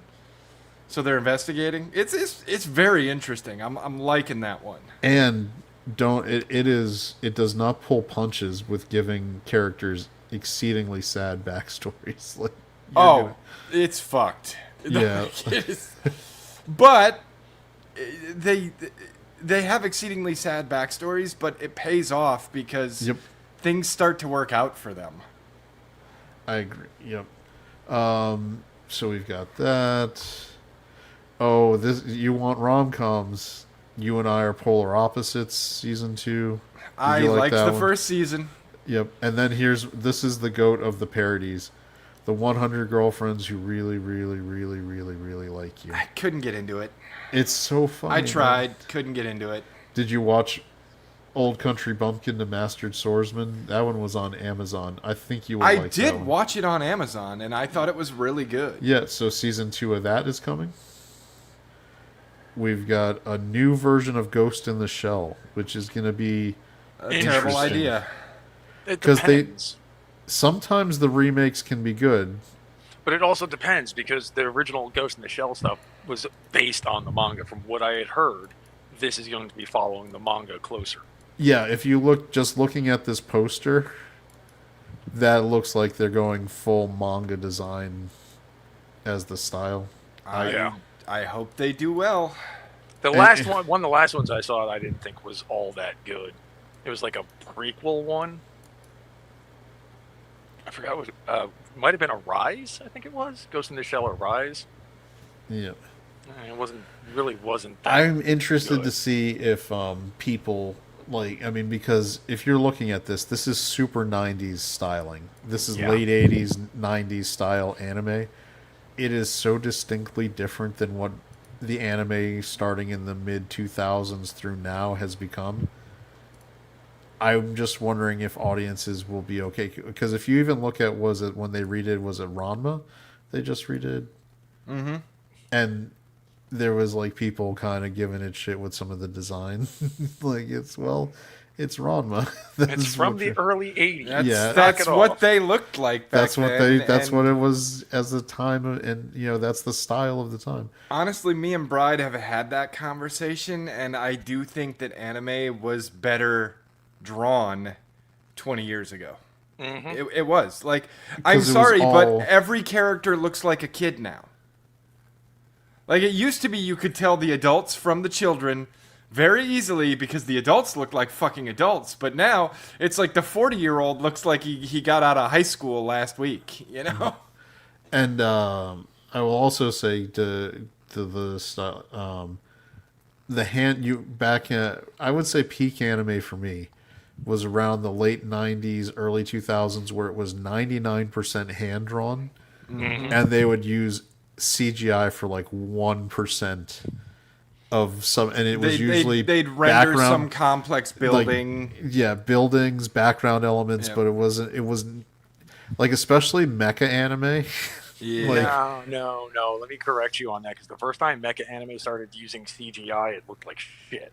Yeah. Well, no, that's what I'm saying. Mecha anime was much better When it before was they hand-drawn. start. Oh, yeah, when for it was sure. hand Draw those fucking robots, damn That's it. what I'm saying. Like, Because you know, Gundam like Seed, when that first came out, looked fucking awful. There's you a look at the place Gundams and for even if you didn't know what CGI was, you could look at that and go, something's wrong with that. there's a place for CG in anime, but it is being overly relied upon in a lot of series these days. Yes, like I would agree. what CG should be doing for anime It's backgrounds. is backgrounds, or when you're doing massive crowd shots for like a medieval or fantasy anime when it's a battle, and you use CGI to clone the Yeah, but background to be characters. perfectly honest, I'd rather they just go back to using the old school still shots. Yeah. Yeah, that's true. I mean, my tasteful use of CGI, Gate had a Yeah. fairly decent use of CGI, where Yeah, it was I'd agree kind of with you on limited. It was mostly hand drawn style, but maybe a couple of the dragon elements and things like that. They did a great job with it in I know I don't think you ever watched it, Chad, but it's still one of my favorites was Lord of Mysteries. Mm-hmm. In Lord of Mysteries, they used it for a lot of the buildings, because the buildings were all very steampunk Victorian style buildings, and it just worked really well. And then because they did CG with it and didn't draw it, they could do a lot of cool like flying shots and twisting shots, and they could actually move through the building, and they did a lot of cool shit with it that way. But all the characters were still drawn, the monsters were still drawn, but a lot of the world that they were in was generated, and it worked really well. And it's funny too because I've seen people like go back and go watch what's like something that's considered a classic, like the Record of the Lodos War, and kind of be like, "Oh my god, this is so cheesy." Look at some like these fight sequences and Fuck blah, blah, off! blah. Greatest anime ever. And it's like, yeah, okay, right, but here's something that you don't understand. Go and look and see what the budget for it was. Yeah. It wasn't really big, and considering the detail that had, anyways, I'm sure the art. The animation and the art was not cheap. Dude, And yes, that is. Parn was like the greatest knight ever. Deedlit was awesome. It's a great OVA series. Gimli was cool as fuck. Ato, Slain, they were all awesome. Gimli was Lord of the Rings there, buddy. Gim. Yeah, Gim, not Gimli. He was Korean, Kim Lee. I mean, we know where they took the name from, okay? Well, yeah, I mean, because that whole series was just based off of a Japanese guy's D&D campaign. Mm-hmm.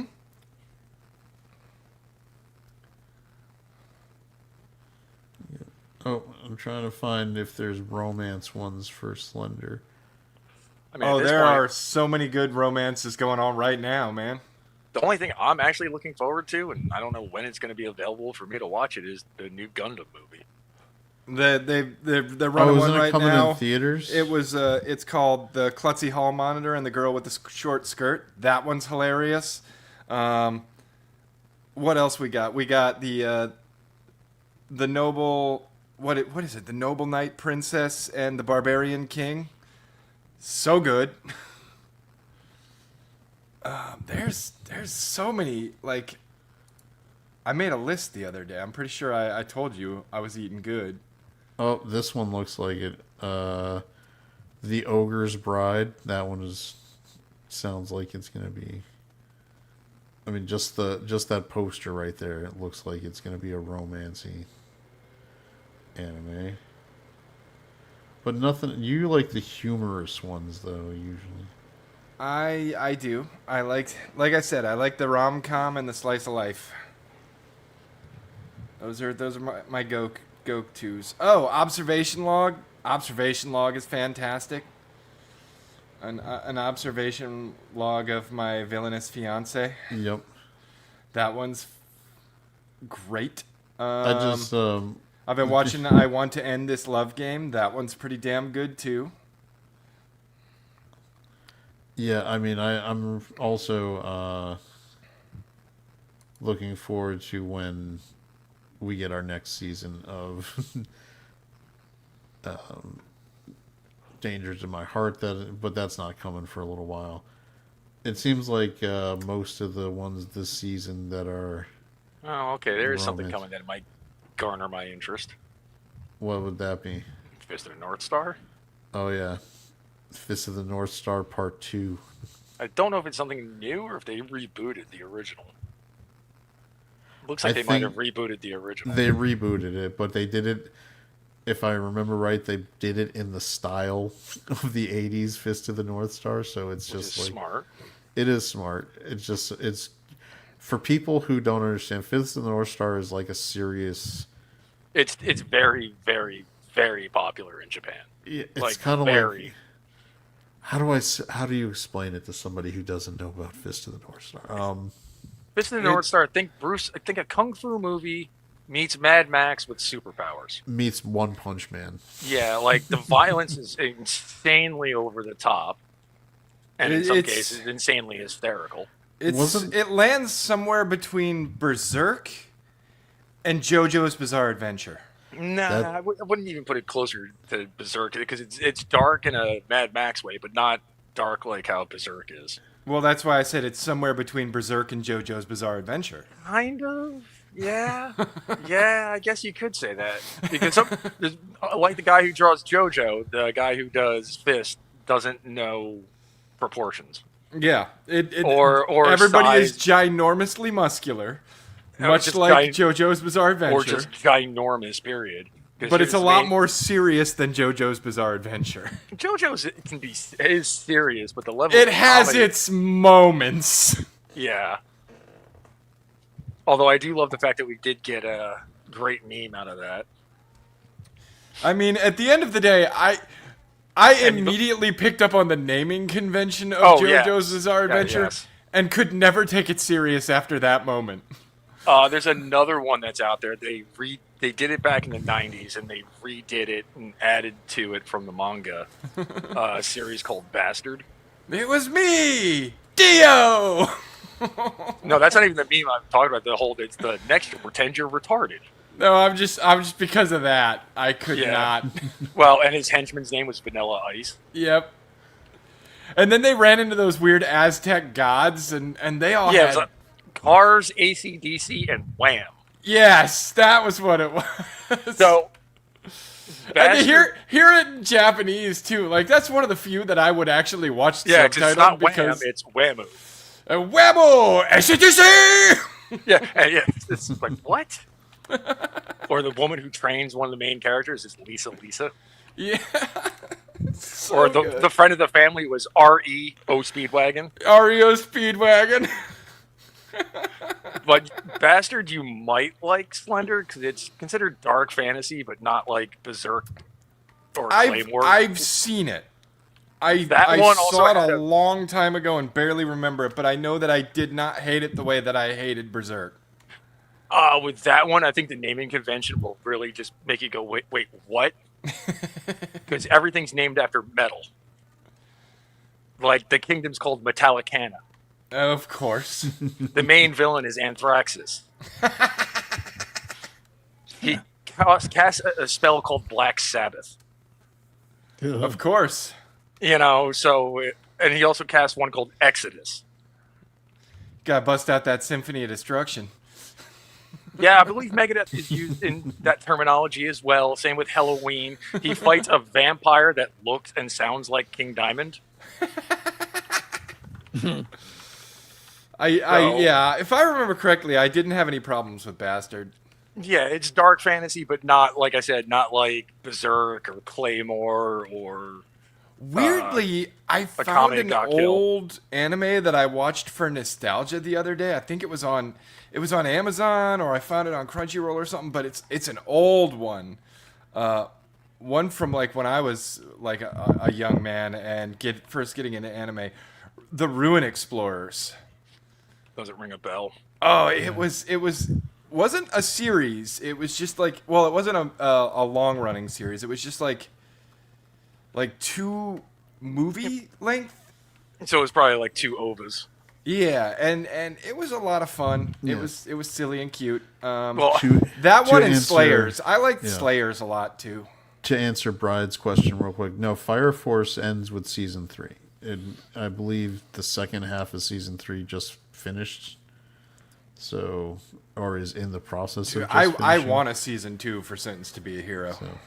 I kind of did something a few years ago. So No, I think season 2 of Sense to Be a Hero is already being worked on. In the works. Yep. So here's the power of nostalgia in video games meets anime. One of the video game franchises that I really enjoy is called the Super Robot Wars.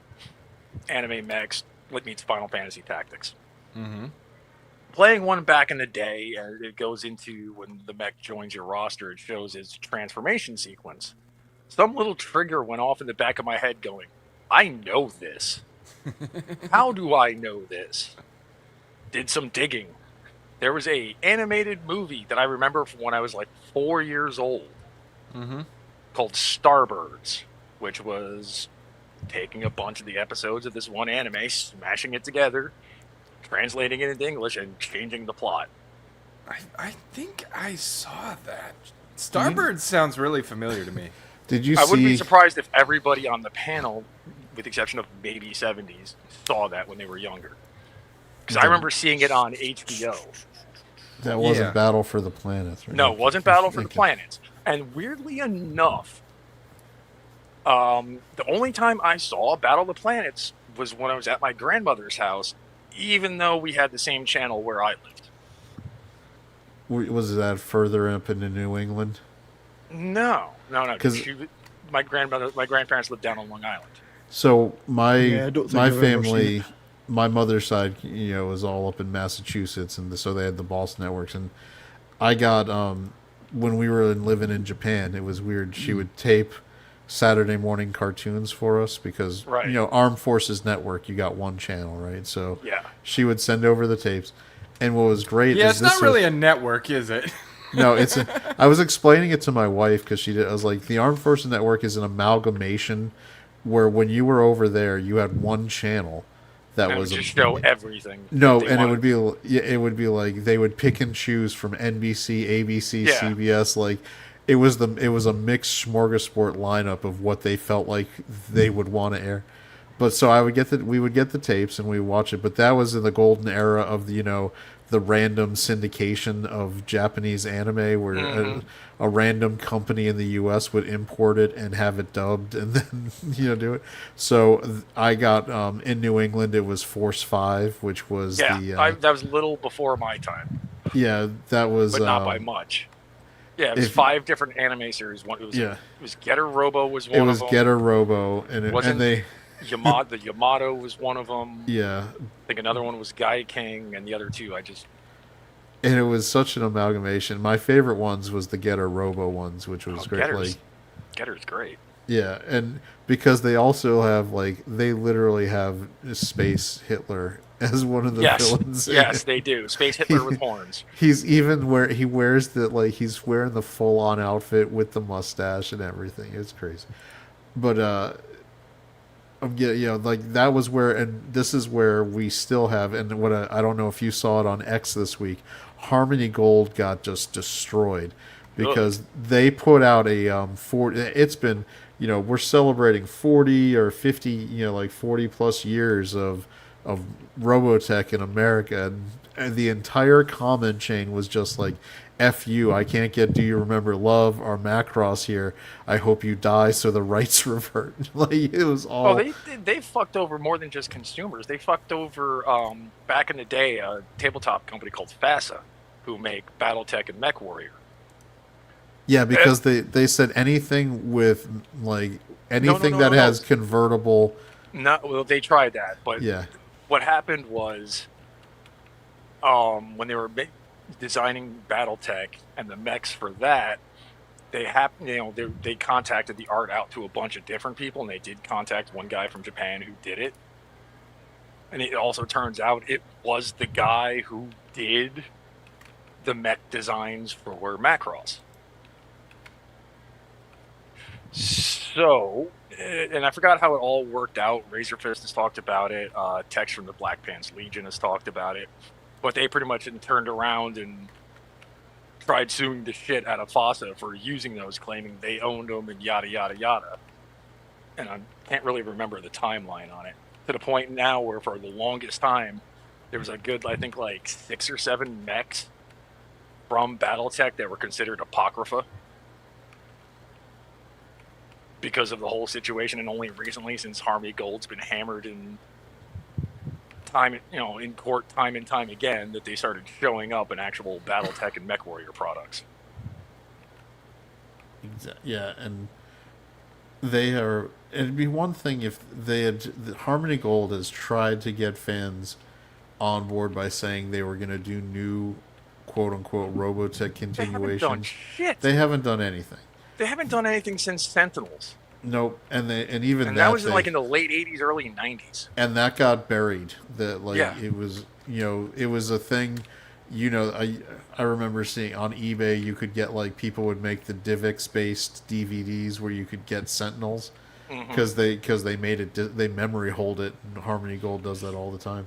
Yep. They don't even release merch, and and because they have this rights lockdown in North America, these fuckers keep Macross from being ever put on any service. I really liked that show too. Macross? Yeah. What's even funnier is, for the longest time, that franchise of games I mentioned, the Super Robot Wars, Yep. you couldn't get them over here because of two companies.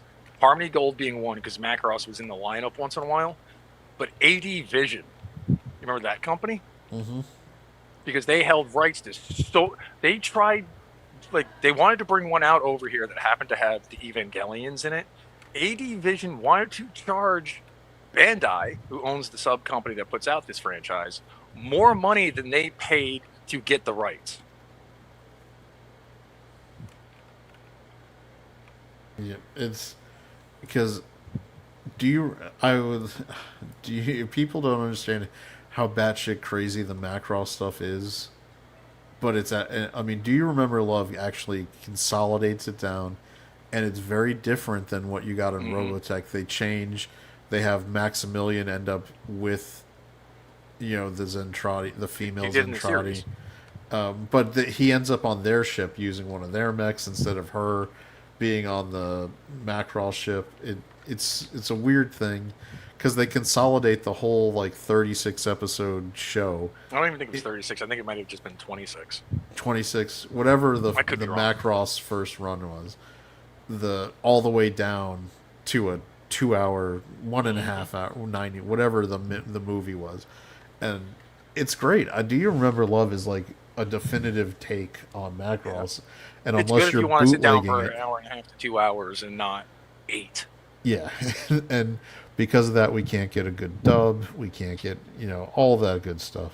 I mean, anybody who asks me where they should start watching Gundam, I usually say at the start. But I don't recommend trying to track down the 50 episodes of the original.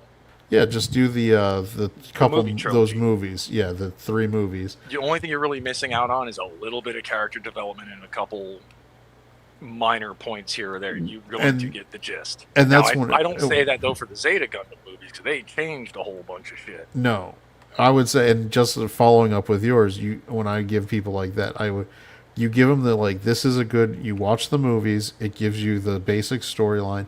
If you find yourself really enjoying it, you can go back and watch the series, because then you're going to be more interested in, because there was more filler and there was more, but there's more, character moments. But if you need the basic story of, of Amaru versus, versus Char, you're gonna get that, and then you move right from those trilogies to, was it Char's Revenge? No, from those you would go to Zeta Gundam. Well, not even. From there you would go to 0083, which was either 12 episodes or a single movie. You really don't have to, but that's another one I like to start people with, because it's more like Top Gun with mecha than your standard Gundam series. And it's also, again, only 12 episodes. Then you would go to Zeta Gundam. I would go with again, 50 episodes, but They changed it in the movie trilogy, and they also did something even more unforgivable. They You put wouldn't- in new animation, which Yeah. in and of itself isn't bad, but when you're going from 1985 art and animation to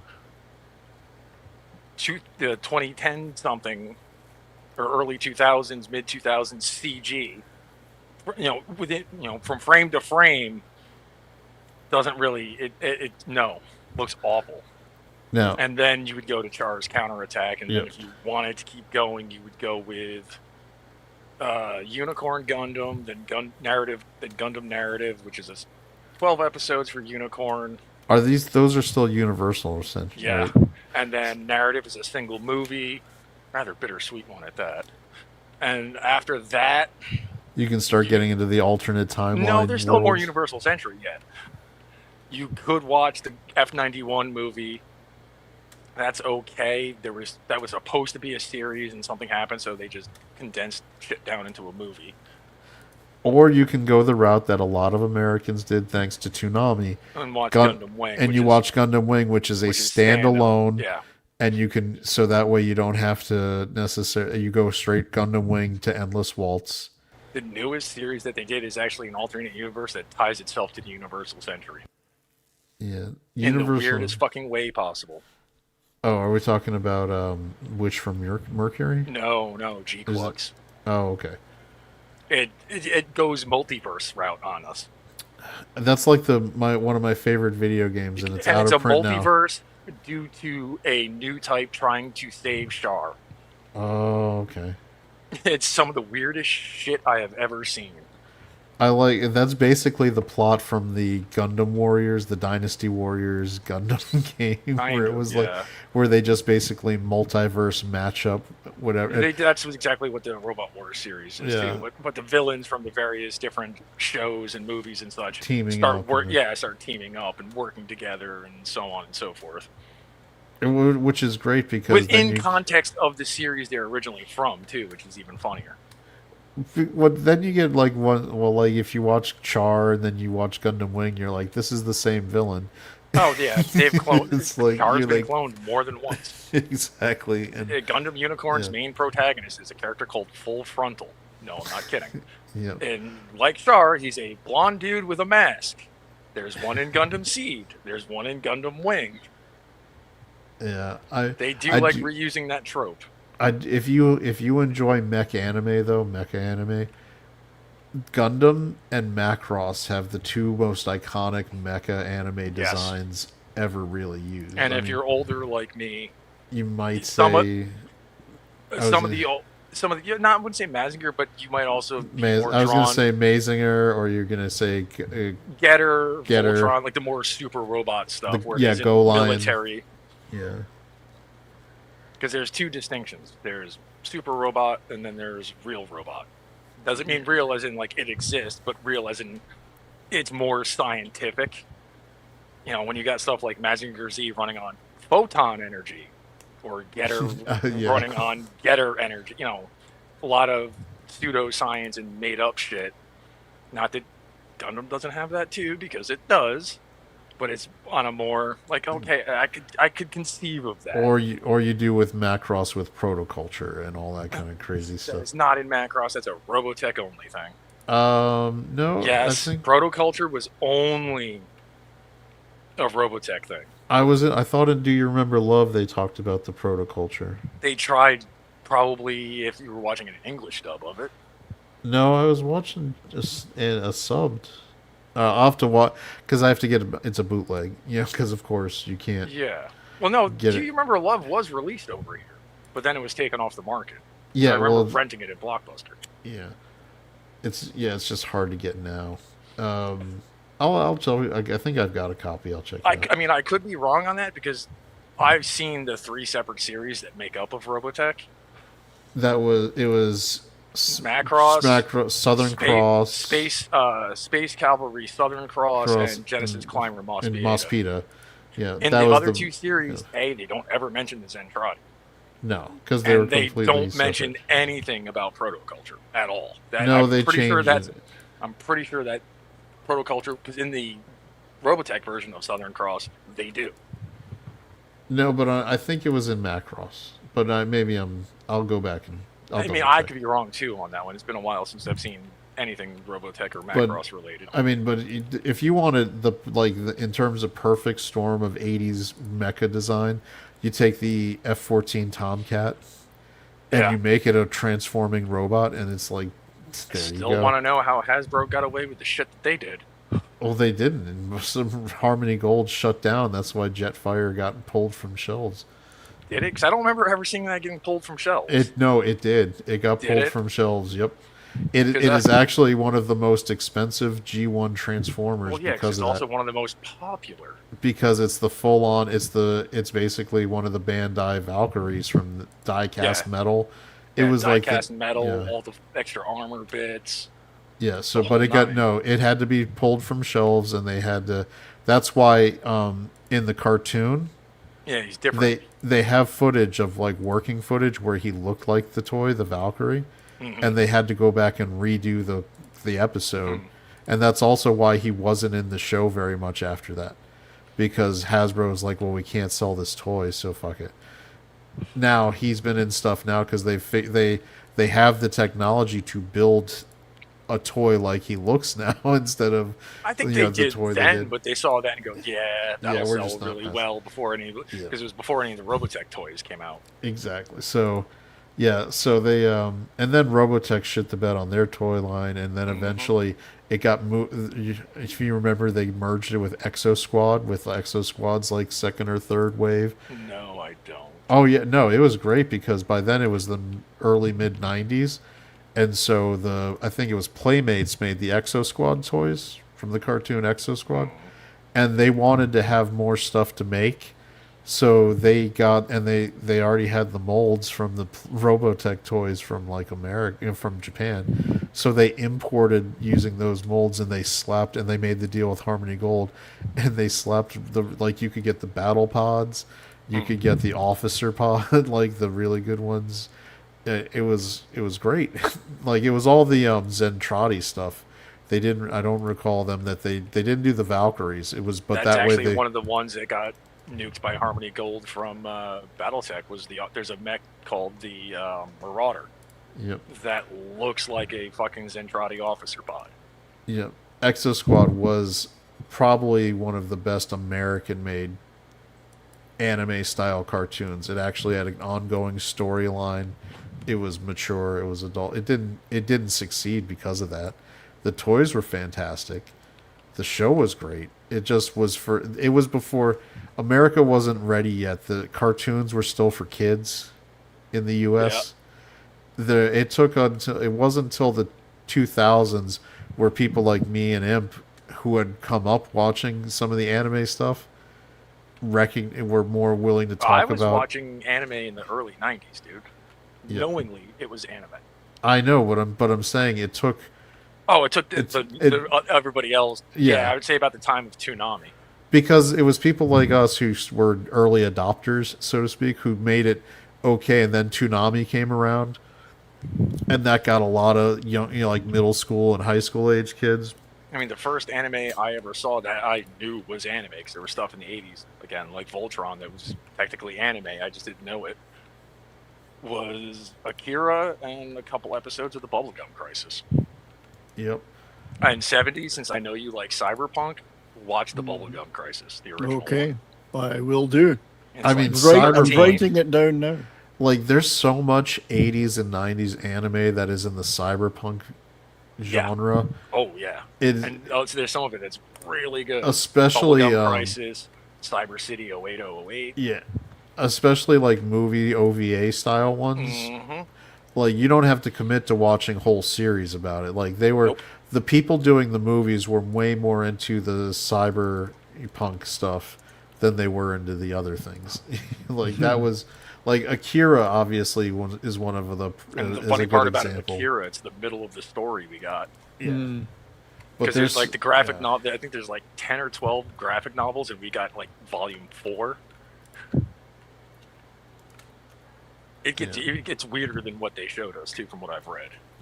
I mean, Akira's already weird enough. Yes, but what happens after what happens in the movie, it gets weirder. I mean, Ghost in a Shell is sort of cyberpunkish.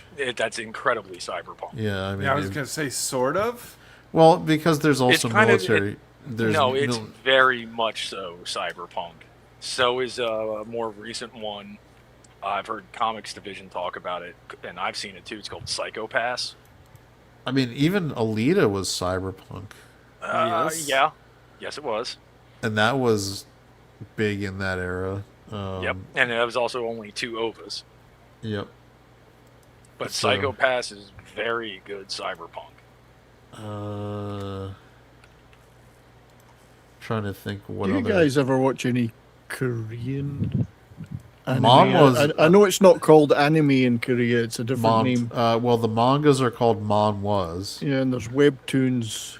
and That's the Hong Kong. That's the Chinese one. on Well, actually Koreans 70s. use webtoons, but there's you the would- Korean animes like Ainai or Hanguk Ainai or something. It's Yeah, one of the most popular mainstream animes in the last couple of years is a Korean one called Solo Leveling. See, I've heard of that one. I It's- did it's- enjoy Solo Leveling. It's a manhwa.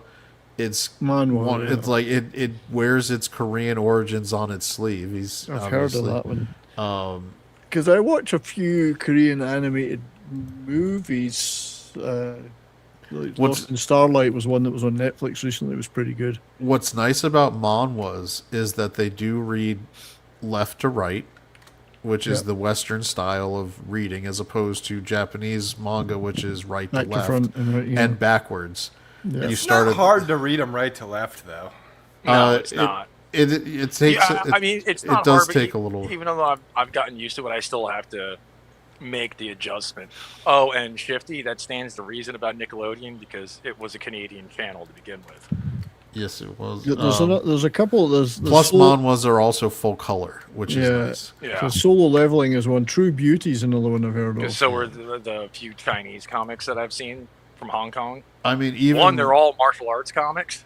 yeah. figure, Well, no, But they're in all color. there's a very popular romance one. How Raylena ended up at the Duke's mansion Okay. is a Korean manhwa that was adapted into a popular romance anime. Yeah, there's quite a few of the webtoons, as they call them, which have been adapted to really good TV shows and movies, live action ones. So I'm trying to track down some of the original source material. Yeah, Eric, it was Alita Battle Angel. So there's OVAs from the Yeah, I've seen that. 90s I've seen Alita Battle that are Alita, because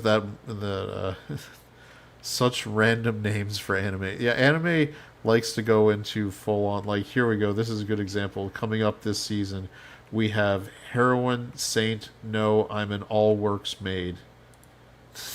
And Soul Assassin, appreciate the Bubblegum Crisis link, but that's not the one I was talking about. That's the one from the early 2000s, and it's not as good as the one from the 80s. I better write that down. 80s is best. Yeah, it's only got the one from the 80s is like 12 or 13 episodes. The one Soul Yeah. Assassin just linked. I is have a like very good 26. download site. I'm sure I can find it on it. Oh, probably. Yeah, I've got a specifically, it's one specifically for Asian content. So. Olympus Guardian, that's another one I've got on my list, a Korean one. It's supposed to be quite good. Yeah, and a lot of the animations houses have Korean offices for animators now too, Indeed.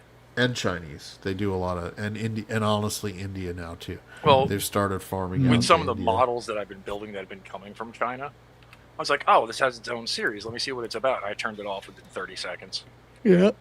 It's Oh, dear. 100% CG, Okay. and it looks like shit.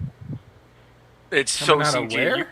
Let's talk about this weirdest one called "Do You Love Your Mom?" and her two-hit combo. No, you left off the combo part. I've seen that anime. It's funny. It's not necessarily the weirdest anime title, but it's up there. Yeah. There's also My Sister Followed Me to Another World. There's there, you know, but no, I don't know. There's anime titles. Was it I Was Reincarnated as a Vending Machine? That one's so weird. See, that one's been adapted to certain live action shows, I think. Chicken Nugget was one of them, a Korean one, where somebody turns into a chicken nugget, but there's a vending machine as well. That somebody ends up. I love that stuff. It's just stupid and crazy. The guy turns into a chicken nugget, but he ends up in a box of chicken nuggets, so you never know if he's going to get eaten or not. The Korean dramas are taking over on the streaming They're so services. good. Like That's Amazon, all I watch. Virtually there's- all I watch. Amazon, I think it's because I watched some anime on Amazon, like specifically Old Country Bumpkin and stuff like that. It now recommends to me. It constantly is recommending I watch these Korean drama shows. Oh, I could give you a list of 10 that you should watch. I've just gone back recently and started rewatching old '80s shonen. You probably know it, Chad. Saint Seiya. Oh yeah. What did that got changed to? The Knights of the Zodiac. That was for France. That's the Americanized. No, version. it never. I don't think it ever came out here, but it hit really Didn't- hard in like France. I know Spain, South and America is yeah. huge. It is still huge in South America. Yeah, Like, it's good. It's good. It's what a shonen should be compared to some of the shit they put out nowadays under that genre.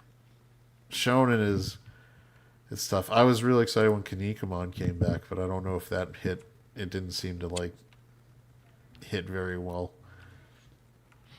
Because Kinnikuman is one of the original shonen shows and mangas, and that's why. And because it actually was based on pro wrestling, which is what shonen was kind of based And there's on. also been two. And we keep going back to this for some reason. Two actual official pro wrestling animes based on actual people. Tiger Mask and Tiger Mask W. Yep. Who King from so- Tekken is based on. Yeah. I could recommend one single Korean show to you. It's the one I'm sharing right now on my screen. And This it's called one right here? Moving. And it's Moving. about parents with superpowers protecting their kids who've got superpowers from governments that want to steal and abuse them or use them. It's fucking awesome. It's one of the best shows I've ever seen. It's written by a guy called Kang Pool, who does he's done a lot of webtoon stuff that's been adapted to live action. Light Shop was another show he did recently. These are on, believe it or not, are on Disney Plus in Korea. And they're And I'm definitely wonderful. never gonna watch them. Oh no, they're fucking awesome. This is one of the best shows you'll ever see. Just so fucking good.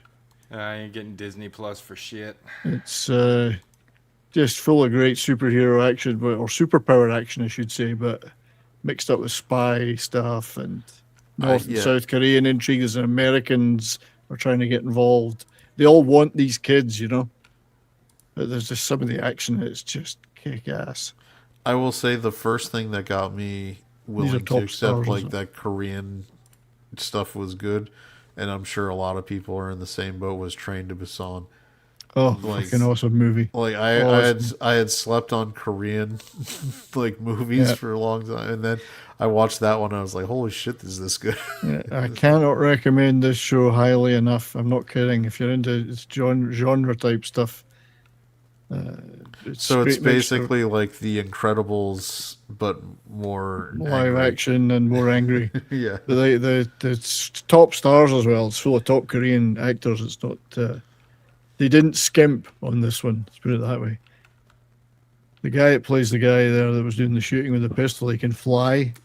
But he's also a crack shot. But his buddy that he works with he can heal fast, and he's strong, but he's pretty dumb as a result. That's the drawback. So they Shifty both, as a team, they work well together. Yeah. Shifty says he got the Disney Hulu HBO Max bundle with streaming DirecTV for $43. That's not bad. Well, for watch that. Moving, watch Light Shop. That's a fabulous Disney Plus show. There's a show called Big Bet, which is brilliant. And they're all the top Korean actors do these shows. They don't, they love to do this TV stuff. But this one's so good. There's a guy in it. He's a Korean, but he's been raised in America, and he's like John Wick on steroids. And he's there to try and kill all these guys and steal their kids, take back to America. Well, Fucking I awesome. think what you with what you were saying there, 70s, how they get all these big stars and it's a genre piece and they're 100% into it. I think that being ashamed of being in a genre piece like that, I think that's only a Western thing, because even Yeah, like, the these guys Japanese love it. actors this that were guy all there. the Toho studio actors for like all the Godzilla movies. Yeah. Anytime that any question ever got brought up after they stopped making Godzilla movies, how these actors they got their start in monster movies, they were 100% proud to do it. Yeah, these guys love it, and the thing about this show is it's all about family, couples protecting their kids and families. It's full of family heart and emotion. It's not cynical like Western stuff would be. They will do anything to protect their children, including destroying whole cities. It's that kind of, there's one episode where the guy at the front there, Ryo Sung Rong, who's the guy that can heal fast, but he's strong, but he's pretty dumb. I think it's episode 11 or 12. The whole episode is him fighting hundreds of guys through this town that are trying to catch him, just for building to building, and he grabs them and jumps off the top of the building to kill them, and he can get up and recover. He's got a corridor scene, like everyone loves that corridor scene in what's that Marvel show? Daredevil. Yeah, Daredevil. He does one that's like 10 times better in this show. The one from the Raid was also better than the one Yeah, from Daredevil. it feels like the Raid with the fighting in it, but it's got the heart and soul of a family show too. It's got everything. So I honestly, I know I'm banging on about it, but I just love it to death. It's such a good show. It's adapted from a webtoon, like a manga. So good stuff. Anyway, that's my Korean plug for the day. All right. He doesn't fall. Josh says, does he fall down a series of steps? Well, he does, but he also falls off buildings, out of helicopters, and various other things. Gets hit by trucks. But his flying buddy helps to save him. Anyway. Well, I think 70s. What shows do you have coming up? Since we're kind of towards the end of the episode. Monday, my regular Monday show will be about album art, album cover art. The good, the bad, and the ugly. Imp should join that show and suggest a few good ones. I actually probably will, since I'm on disability as of now. Oh, great. Good. Well, not good about that, but good that you can join me. So send me a few ideas so I can get the artwork downloaded first and show them off. And it could be good ones or it could be really bad ones. Yeah, and I got that, both of those, and everything in between, really. I'm trying to debate whether I should show the Scorpions Virgin Killer cover, but probably not. Probably not, no. But yeah, that's going to be a fun show. I won't be playing any music, just showing the album art, but it'll be good. People love to talk about them. We've had some good music shows recently. Got a lot of fun out of them. So anyway, that's Monday, 2:30 p.m. Mountain Time. Imp, no, this is probably random. And do you have any stuff? Actually, I do. Since What do you got? weren't there Tuesday, you didn't hear this.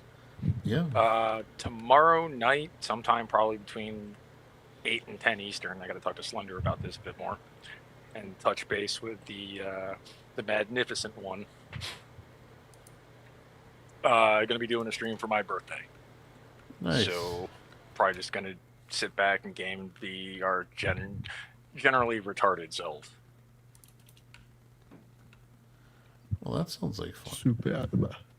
Slender, you got a Ascendant Arcade streams coming up? Probably. Way to go, Mr. Vague Post. I don't want to commit to anything. I've been sick. He is right. If you don't set an expectation, you can't disappoint people by not meeting the expectation. So there's nothing like setting low expectations and then failing to meet them. Dude, under promise, over deliver. That's my motto. Under promise and under deliver. That's mine. All right. Well, thanks everybody for hanging out. We're gonna go ahead and call it a night. We'll see you guys next week. Bye, everybody. Bye. Have a good one. A Machiavelli production. The stream's now behind, but there's no need to be glum. We'll return with more jests, with humor to come. So click that damn subscribe and let the good vibes thrive.